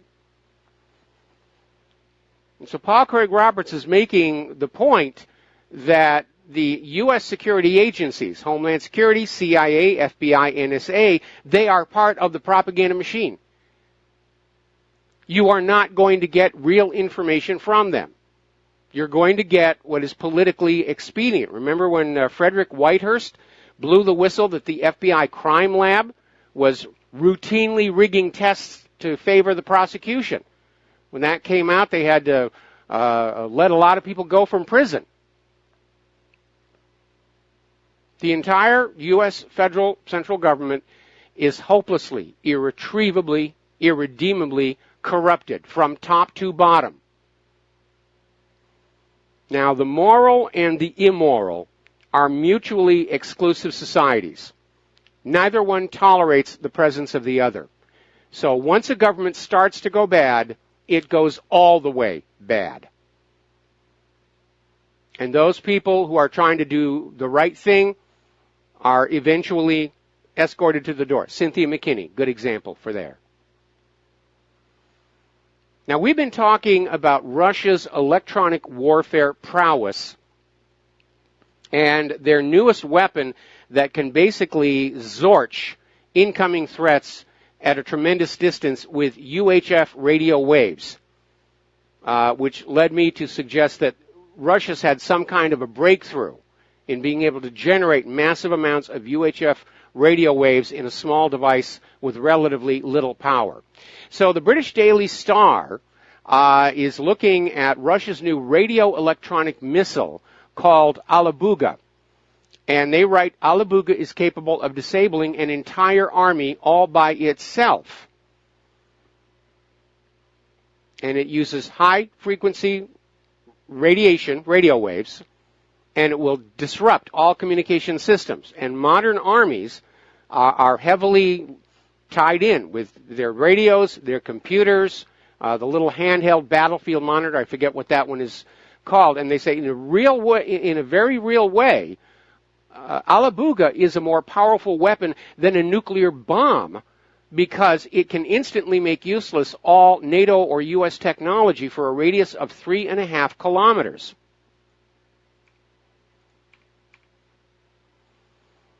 Now, the other day I was talking about indications that the U.S. may try a military action against Cuba.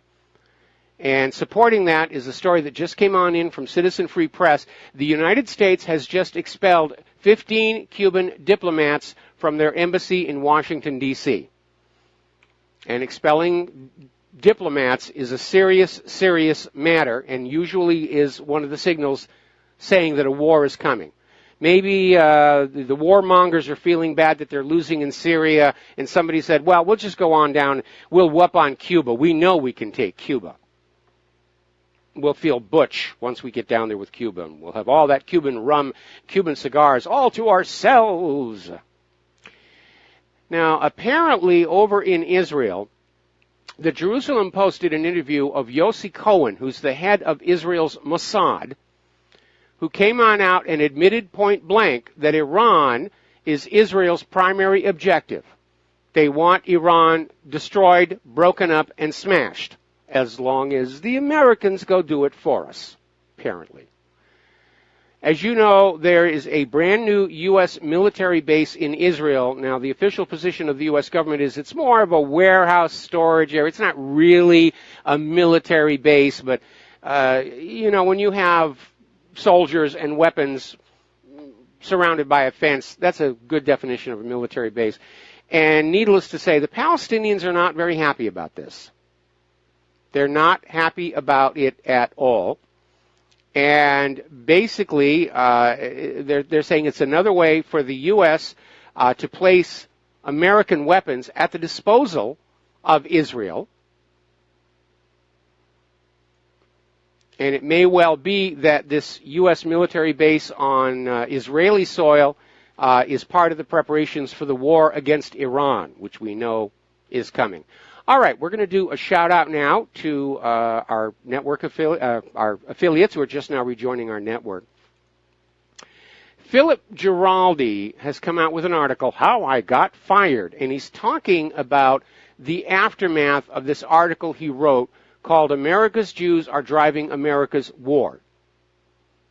And it made several points concerning the consequences of Jewish political power regarding U.S. foreign policy. And, of course, he immediately came under attack. And he had been a writer at the American Conservative magazine. And they basically fired him, saying, you can't say that. You can't say bad things about Israel. And Israel's always very concerned about not allowing anybody to criticize them.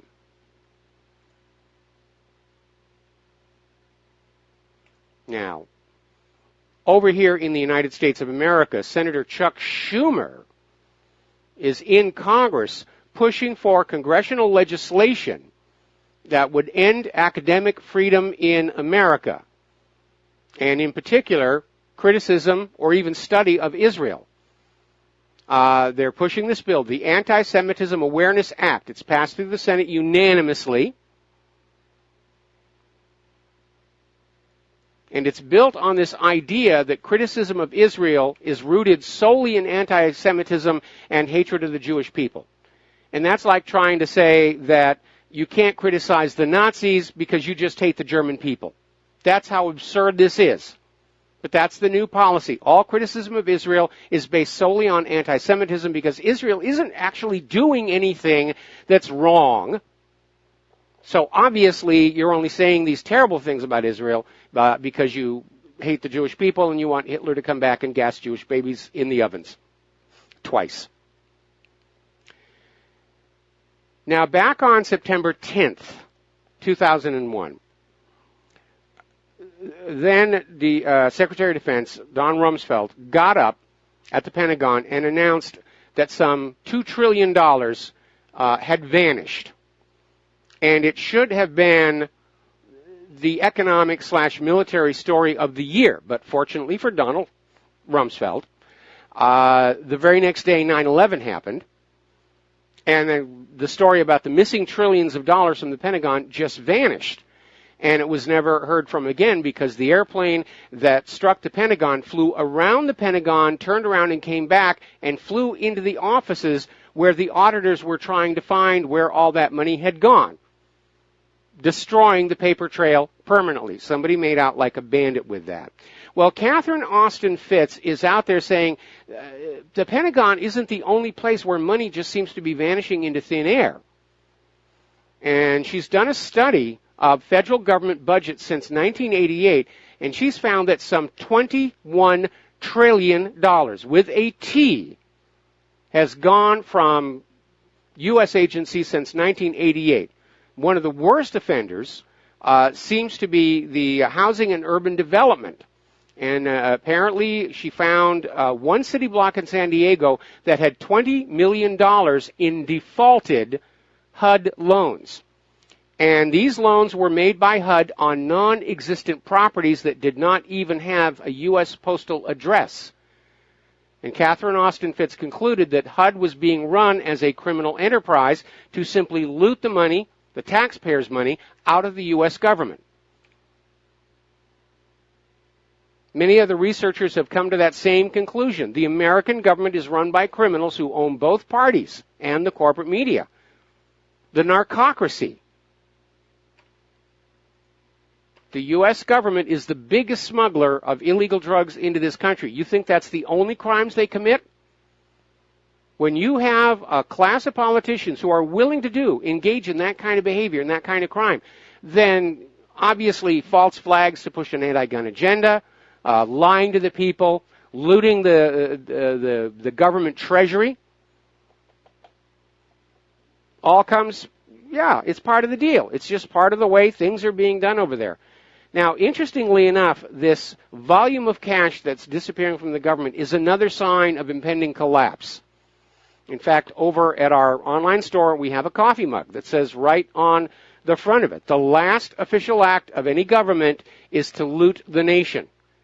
And we seem to be in that phase right now, and have been, according to Catherine Austin Fitts, since 1988.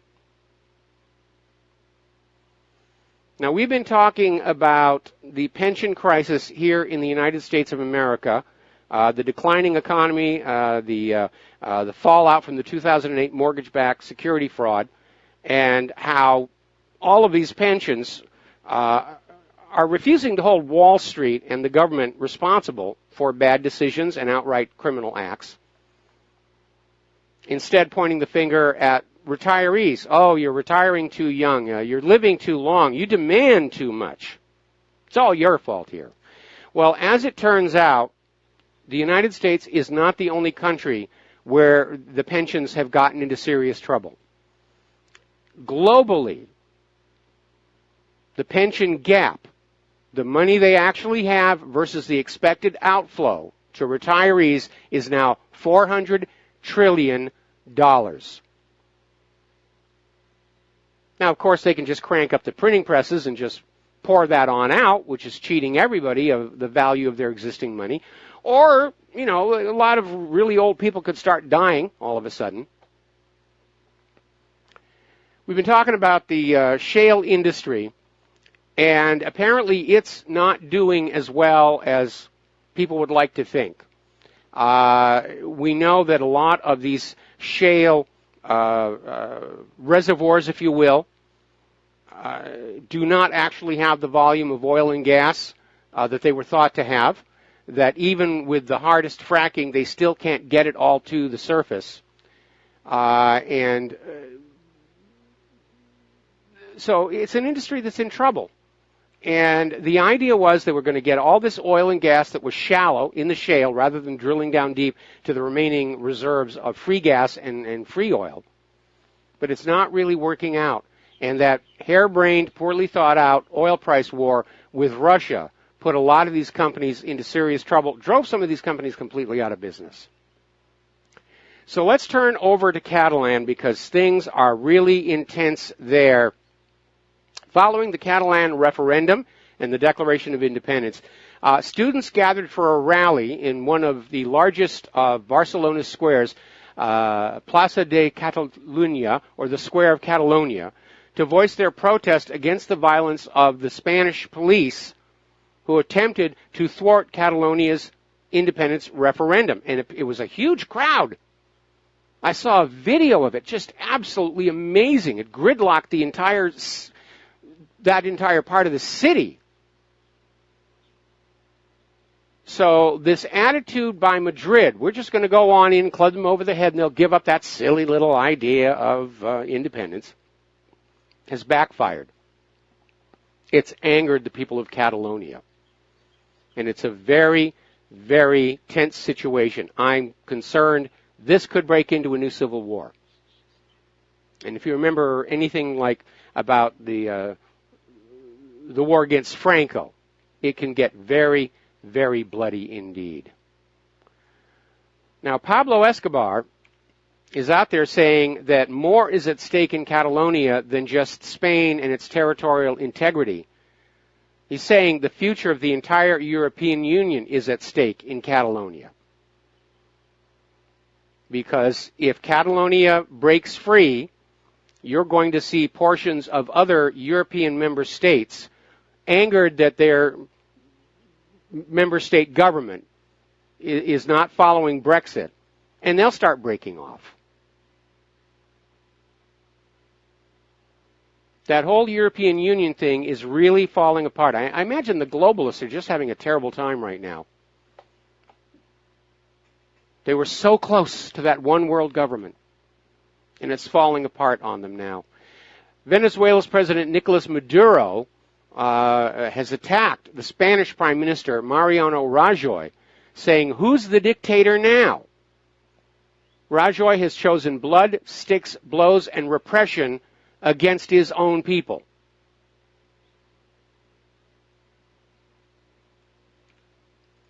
So, Stephen Glover is out there saying that what happened in Catalonia is shaming and shocking to the modern world. But he's saying underlying it all is a truth that Brussels doesn't want to hear, or the globalists don't want to hear. People crave a national identity. They want to be proud of their nation. They want their nation to be great. And this push toward refugees and integration and one world government has actually triggered a fierce nationalist backlash. And the globalists are out there saying, well, remember, nationalists, the Nazis were nationalists. You don't want to be a Nazi, so don't be nationalist. Be globalist. I remember when I was a kid, nationalism was the fashion. We were supposed to be proud of our country. We had reason back then to be proud of our country, to see it as unique and special. Meanwhile, over in France, President Emmanuel Macron has taken advantage of Angela Merkel's election results by pushing for France to lead the European Union, to become the new figurehead. Now, yes, Brussels runs the European Union, but we all know that Angela Merkel has had a tremendous amount of influence over Brussels because of Germany's economic power and her popular support. Well, that's clearly on the wane. And Macron is seeing an opportunity for him to step on in and replace Merkel as a leading voice in the European Union. Meanwhile, down on the street level, over in Germany, there was a failed asylum seeker, and he is accused of raping a girl in front of her own boyfriend at a German nature reserve. He's in trial right now, and he keeps saying, well, the alleged victim was a prostitute. This is 31-year-old Eric X from Ghana, charged with aggravated rape and predatory blackmail. And that seems to be a common theme. We had that story, I think it was just yesterday, where this asylum seeker assaulted a woman and demanded that she say, "I am a whore," into his cell phone video recorder. So it's not just the sexual assault. It's a denigration of women. And I'm wondering, where are all the liberal feminists right now when this is going on? You would think they would be screaming bloody murder at the expressed attitude toward women by these refugees. But I guess the push for globalism trumps the rights of women or the status of women here. Britain police stopped a Muslim tyrants trying to destroy the middle class. I'm not the only person who's out there. Over at Zero Hedge, an article, the globalists are systematically destroying America's middle class. And they're saying their goal is to get us all dependent on the government because then we will not refuse to do what they tell us to do. Dependency is slavery. We'll be right back. And aloha, America. Welcome back to our show. And we're going to go ahead and open up the phone lines. So if you want to make a phone call, now is your opportunity to do so. Gosh darn that global warming. What a horrible curse it is. Colorado mountains just got a record-setting dump of snow in the first significant storm of the season. It started Sunday, ran through last night, and it's the heaviest snowfall on this date in recorded history. Gosh darn that global warming. Really, gosh darn that global warming. Now, getting into the world of computers, I think a lot of people are getting tired of the modern, bloated, spied-on, overly complex computers. And yes, we're forced to use them for our work. But when it comes to play, they're going back to simpler machines, like the Raspberry Pi over there. And apparently there are companies that are starting to remanufacture under license reproductions of the machines we all knew and loved in the early days of computers. And the newest one to come on out is called the Mini Commodore 64. It's called Mini. It's about half the size of the original console. It looks like there's a keyboard on the top, but it doesn't really work. It's just there, so the box looks like the original machine. But there are USB ports, and you can plug in all kinds of stuff. It perfectly emulates the original Commodore 64. It has an HDMI video out, but if you want, you can enable a mode that puts scan lines in there, so it looks just like it did, when hooked to the antenna of your old TV set. Like so many of these other retro platforms, it's got 64 games built in, but it still has the basic and everything else. And I think it's going to go for about $70. And there's a whole raft of these coming on out, because these modern computers, they're just not fun anymore. They're a lot of work. Not just the work you're doing on them, but the work you have to do to keep them working. And they really, the fun factor has gone on out. It really, really has. So we're going to take a phone call real quick. Mateus in Canada. Aloha, Mateus. Welcome to the show. What's on your mind? Yeah, just a bit of a different idea about the shooting, but on the topic of computers, I had an HP laptop, an expensive one. About 4 years later, it stopped working, and at the end of the investigation, it was just a code that they stopped sending out. So they just decided that I had to replace my computer, this planned obsolescence. Well, we apparently somebody did a study and found out that Apple really is slowing down the older iPhones every time a new iPhone comes on out. There have always been concerns that as Windows comes out with a new operating system, that they send out codes that make the older operating system start to misbehave. And it's a dirty way of doing business, but again, we have a criminal society that we're living in. Yeah, top-down criminal society. So I think most people would agree that the shooting would be classified as an operation, yes, as opposed to a spontaneous snapping event. And now, looking at it from that perspective, I theorized that it was a mid-sized operation because of the fact that if it was a true false flag from a government level, they would have been shooting up their own people.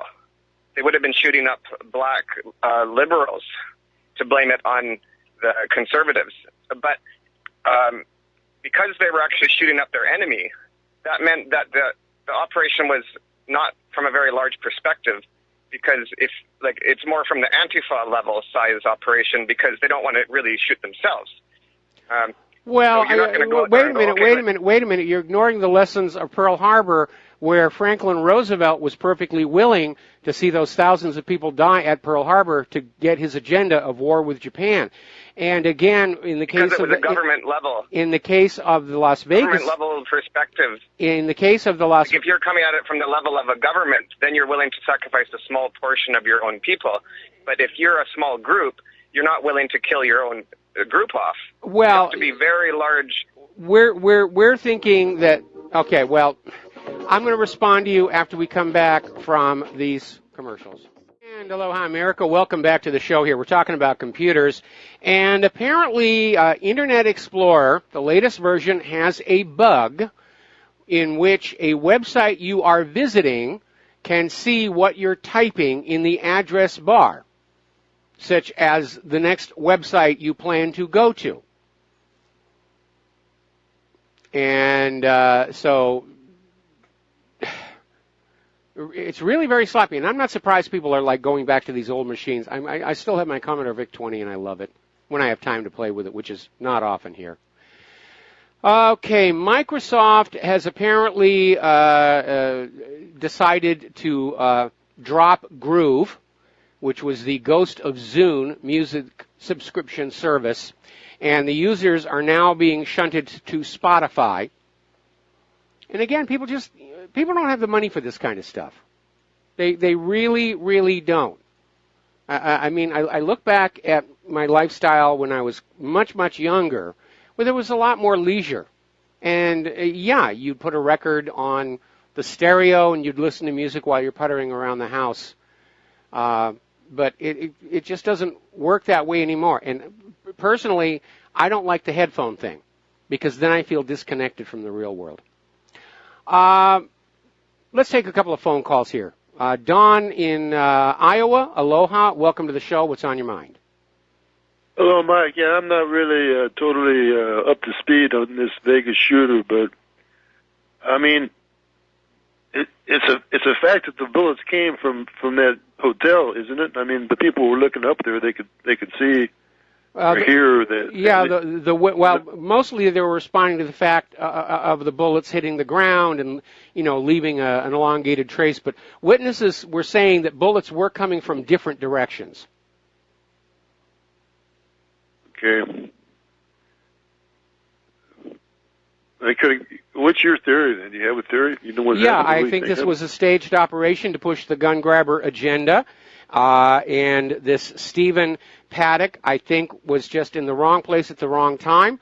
The perpetrators wanted to use his room as the shooting nest. And they just killed him and left him there. And everybody's trying to construct this myth around him that this 64-year-old multimillionaire just all of a sudden snapped. And everybody who knows him, his family, his friends are saying, this is not the guy. He was not a gun nut. He wasn't political. And so I think basically the perpetrators had hoped that there was going to be, the rooms were going to be empty, and they weren't. And maybe this guy put up a fight, and that's why they killed him. I don't think he was a planted patsy because he's basically wrong for all of the various agendas. He's a white guy. He's liberal, firing into a Trump crowd. And so I think they just improvised on the spot and said, okay, we're going to leave this guy. He's going to be the suspect.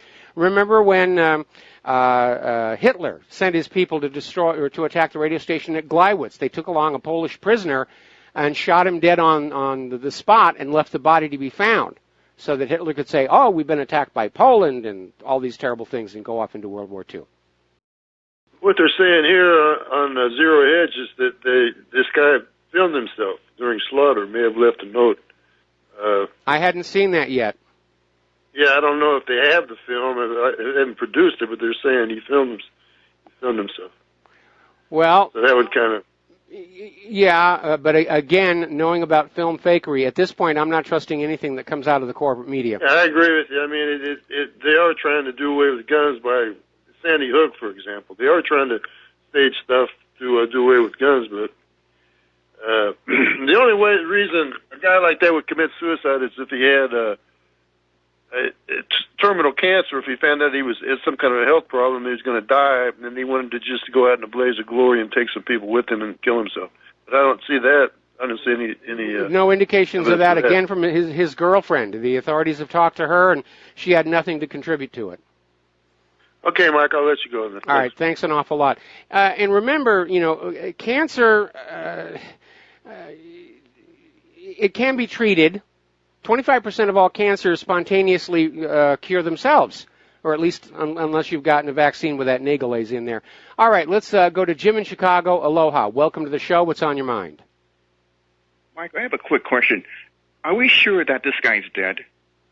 Well, is there a body? That issue has been brought up before. This isn't CSI where you get to look at the dead bodies, down there in the morgue. Again, at this point, it's good to suspect everything. But again, Occam's razor has to apply. And it's the simplest course of action for this guy to really genuinely be dead. Right. And the other question, considering he lived in a very upscale neighborhood, wouldn't there be cameras around his house and also around the neighborhood? And if these guys planted weapons in his house, wouldn't there be a video of that? There could be, but on the other hand, when you're talking about intelligence operatives, they're going to know to either interfere with the camera electronically, so it's suddenly not working, or they're going to have made arrangements to be able to go in and erase that particular section of the video. And the last question, what do we really know about his girlfriend? What's her background? Originally, she's from the Philippines, and apparently she does go back and forth, but she spent much of her life here in the U.S. She's very much a liberal, and apparently Paddock sent something like $100,000 back to her home address in the Philippines, which is a tremendous, very expensive home, two single-engine airplanes. I mean, if you're a pilot, really one airplane is all you need. But this guy just decided he was going to have two. Right. And finally, it'll be interesting to find out if they're going to bury the body or they're going to cremate it. Well, yeah, I think that would be basically should be up to the family to decide. Mm-hmm. Okay, well, thank you very much. You take care. All right, thanks an awful lot. We're going to switch over to Chris in St. Petersburg. Aloha. Welcome to the show. What's on your mind? Well, it's just interesting reminiscing about how computers used to be programmable, accessible. We knew the schematics. We had the schematics provided for us, like the Commodore 64. Yes. And the most amateur developer could come up with new devices and could take full advantage of the current capabilities of the system.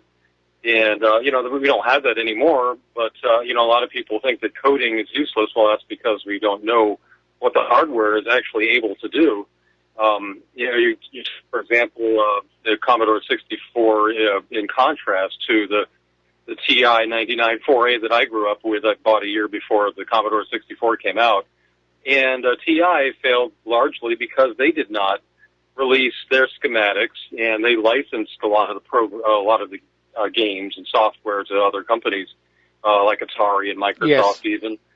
And people, much later on, found out just by cracking, reverse engineering the systems, that they had much greater capabilities, and they've even been able to do video digitization with very decent audio on the TI, and it makes me feel kind of cheap. It makes me feel cheated that I wasn't aware that I could do all these things. The system was slowed down, and the people are coming out now with FPGA systems that are clones, not just the Commodore 64, but of the ZX1 with better speed enhanced. That was a system more popular in the UK. Yes. And the TI-99er, but back in the old days, we had to get together in user groups.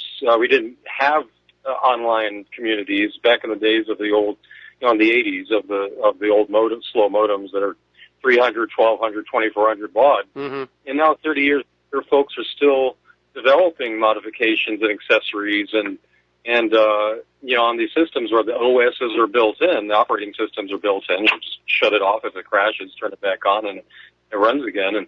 And it's amazing, the flash emulation that you can find online. Of course, you can't plug anything into a browser, hardware-wise, but you can emulate all these old systems going through your browser and with flash emulation. So, I think that we need to wonder what our systems are capable of doing. Maybe a lot of these resources are being used to spy on us. Well, we know that's a given. These modern systems, going all the way back to that Windows version, where they found out there was an NSA key in it. Supposedly, Apple has the same. All of these companies have been approached by the government and coerced into providing backdoors so that we can be spied on. Those older machines don't have that. They didn't need that back then. But they were simple and they were elegant, and I'm in agreement with you. One of the things that made the Commodore 64 attractive was you got the schematics, and you could literally read out the entire operating system and see what was going on in there. And that made it fun. And, yeah, you could get in there with machine language, and you could really start tinkering around. I'm sure you've seen the show Halt and Catch Fire. And it's in its last season here. And I love the show because I lived through a lot of that when I was a lot younger. And for a while, I even had a small collection of these computers that I'd pick up at yard sales and things. I had a Timex Sinclair, and they were fun to just plug into the TV and just see them work. And they were simple and elegant, and they were a lot of fun. And I'm finding the same thing with my Raspberry Pi here. But I'm not surprised that there's going to be a market for these small machines, because computer enthusiasts want a machine that's fun to play with rather than something that demands a huge amount of work just to keep it running. Yeah, well, with the TI, there's about a month ago I saw a video. Somebody came out with a tiny 99er that's speed enhanced. That's on a board. It has a few extra features, but programming language that crackers later discovered that was the native language of the system. They had given access to the end users, or if an end user had knowledge of it, they could have done many more things. And, that was the first 16-bit computer on the system, and yet it was restricted by an 8-bit bus, bottlenecked by an 8-bit bus. But it makes you wonder, maybe going back to these systems to be less hackable, akin to Russians using typewriters to maybe stuff on tape might be a little more secure these days. Well, tape's only good for 5 years. Tape is only good for 5 years. Yeah, you can use these things to do something useful, but mostly they're just fun to reminisce. And these are obviously targeted on us old people who grew up with the beginning of the computer age. And remember that sense of wonder and joy that these early computers would bring on out. And yeah, it was very cool, and it was very exciting because we could see the world was changing around us. And now, today, it's just a constant recapitulation of what has been done before. Each new iteration of Windows is just more advertising and more spying, and not as much functionality. Going back to my allowing my iPhone to grab iOS 11, it broke a lot of the older apps that I really liked having, and there have been no new replacements because the companies that wrote those apps have gone out of business. So it's just they've gone from the idea of profiting through innovation to profiting through planned and coerced obsolescence, and I think that's one of the reasons why American technology is in decline. Certainly the state of the art in American software engineering is abysmal compared to some other countries. Okay? Yeah, it is. And I appreciate it, Mike. Thanks for entertaining all these thoughts. I hope we can get back to becoming more than just end users. Well, again, with the Raspberry Pi, I'm using it for a net terminal because it draws a lot less current than this Windows 7 machine. But yeah, I'm programming on it in Kernighan and Ritchie C, and I'm using it to continue playing around with the 10,000 Monkeys code. Oh, that's cool. I know somebody made a TI emulator for the Raspberry Pi as well, in about, 15 or so years ago, and I was amazed. Wow, even on such a small device, you can emulate such a big system. And people are coming up with memory expansions for all these old systems and pushing the limits.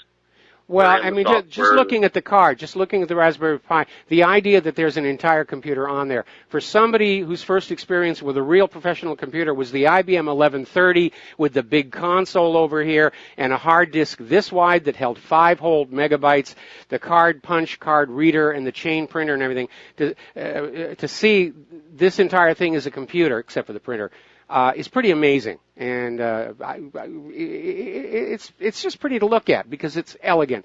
Anyway, Chris, going to let you go. We've wandered enough down memory lane here. We're going to take one more phone call, then we're going to close the phone lines again. Lynn in Washington State, aloha. Welcome to the show. What's on your mind?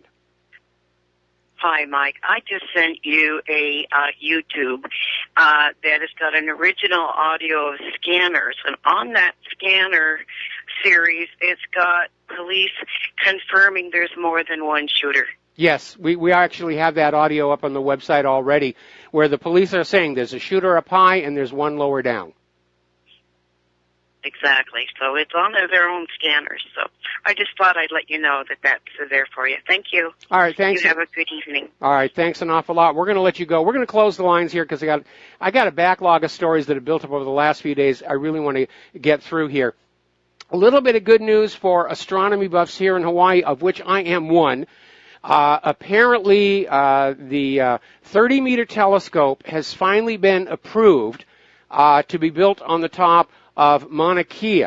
And the native Hawaiians have been opposing it because the land is considered sacred. And despite the fact that there are already some world-class telescopes already up there, but they didn't want another one. And I had a slightly different take on it, because if this were a brick fertilizer plant, I would side with the native Hawaiians. But Madame Pelly is wearing a crown of the finest jewels technology can create, and the 30-meter telescope is going to be the Koh-i-Noor in that crown. And ladies like their bling, and so I'm glad that telescope is going to be built on Mauna Kea. It is going to certainly improve the science, and it's going to be a tourist attraction. People do drive up to the top of that mountain to see those telescopes. Claire and I have, and it is amazing. And so I'm glad it's coming, and hopefully the University of Hawaii will get the contract to manage that one along with so many of the others. We're going to take a break for commercials. We'll be back with the last segment of our program today after these few words. And aloha, America. Welcome back to the show again. And the story in Las Vegas seems to have changed again. Now they're saying that no, Stephen Paddock did not commit suicide after all. He was killed by a member of the FBI hostage rescue team. So everything is just confused, and I think that's by design, to try and keep us from finding something that we can go with to say there's a question here. The mere fact that the information keeps changing like that, I think itself is evidence of deception going on here. Getting on back to science, the Russian... well, we already talked about that one the other day here. Apparently, scientists have detected a class of chemicals, organophthalogen, out in space. Now, up until now, it was thought that these chemicals are normally produced by organisms on Earth, and they were hoping that they were going to use this as an indicator of life as they go on out looking for life on other planets, which we've already found back in 1976, but don't tell them. And apparently, data taken from the Atacama Large Millimeter Submillimeter Array Telescope in Chile and the Rosina instrument aboard the Rosetta Orbiter revealed that organohalogens are present around a young star system, 400 light years away. But they're making the assumption that the star system is too young for life to have evolved there. But still, I think what's going on here is all of these chemicals used by life seem to form naturally in space. When life starts to evolve, it's going to use what's available to it, those same chemicals. All it takes is one molecule that self-replicates, and you've started the process that leads to more and more complex life. And we know that DNA is that self-replicating molecule, RNA, a more primitive, earlier version of it. They're starting to detect even simpler molecules that can self-replicate, certain sugars. That's where it all came from. Story coming out of Gizmodo. Apparently, these two scientists, Manasvi Lingam and Avi Loeb from Harvard Smithsonian Center for Astrophysics, are proposing an Earth-sized space shield to protect us from solar storms, arguing that every so often there's going to be a major solar storm that can cause immense damage to our modern civilized society, and they're saying we just need this Earth-sized space shield out there. Well, I think it's a little crazy. I think we'd be better off simply hardening our electric and electronic systems against solar storms, because if you have this space shield out there, it's going to cut off some of the sunlight coming to the Earth, which I'm sure would make the global warming people happy. But building something that large and keeping it stable and keeping it from being punctured by all the debris that flies through the solar system, it's going to be very difficult. When you realize that literally tons of meteorites fall onto the Earth every single day, you're going to get the same thing happening on that solar space shield. So I don't think they thought this one all the way through. All right, we're coming up here on the end of the program. There's the music. Stay tuned for the John Stedmiller program. He's got lots of interesting things to share with you. Please take what you learn here, share it with everybody that you know. We'll be back tomorrow. Aloha, America.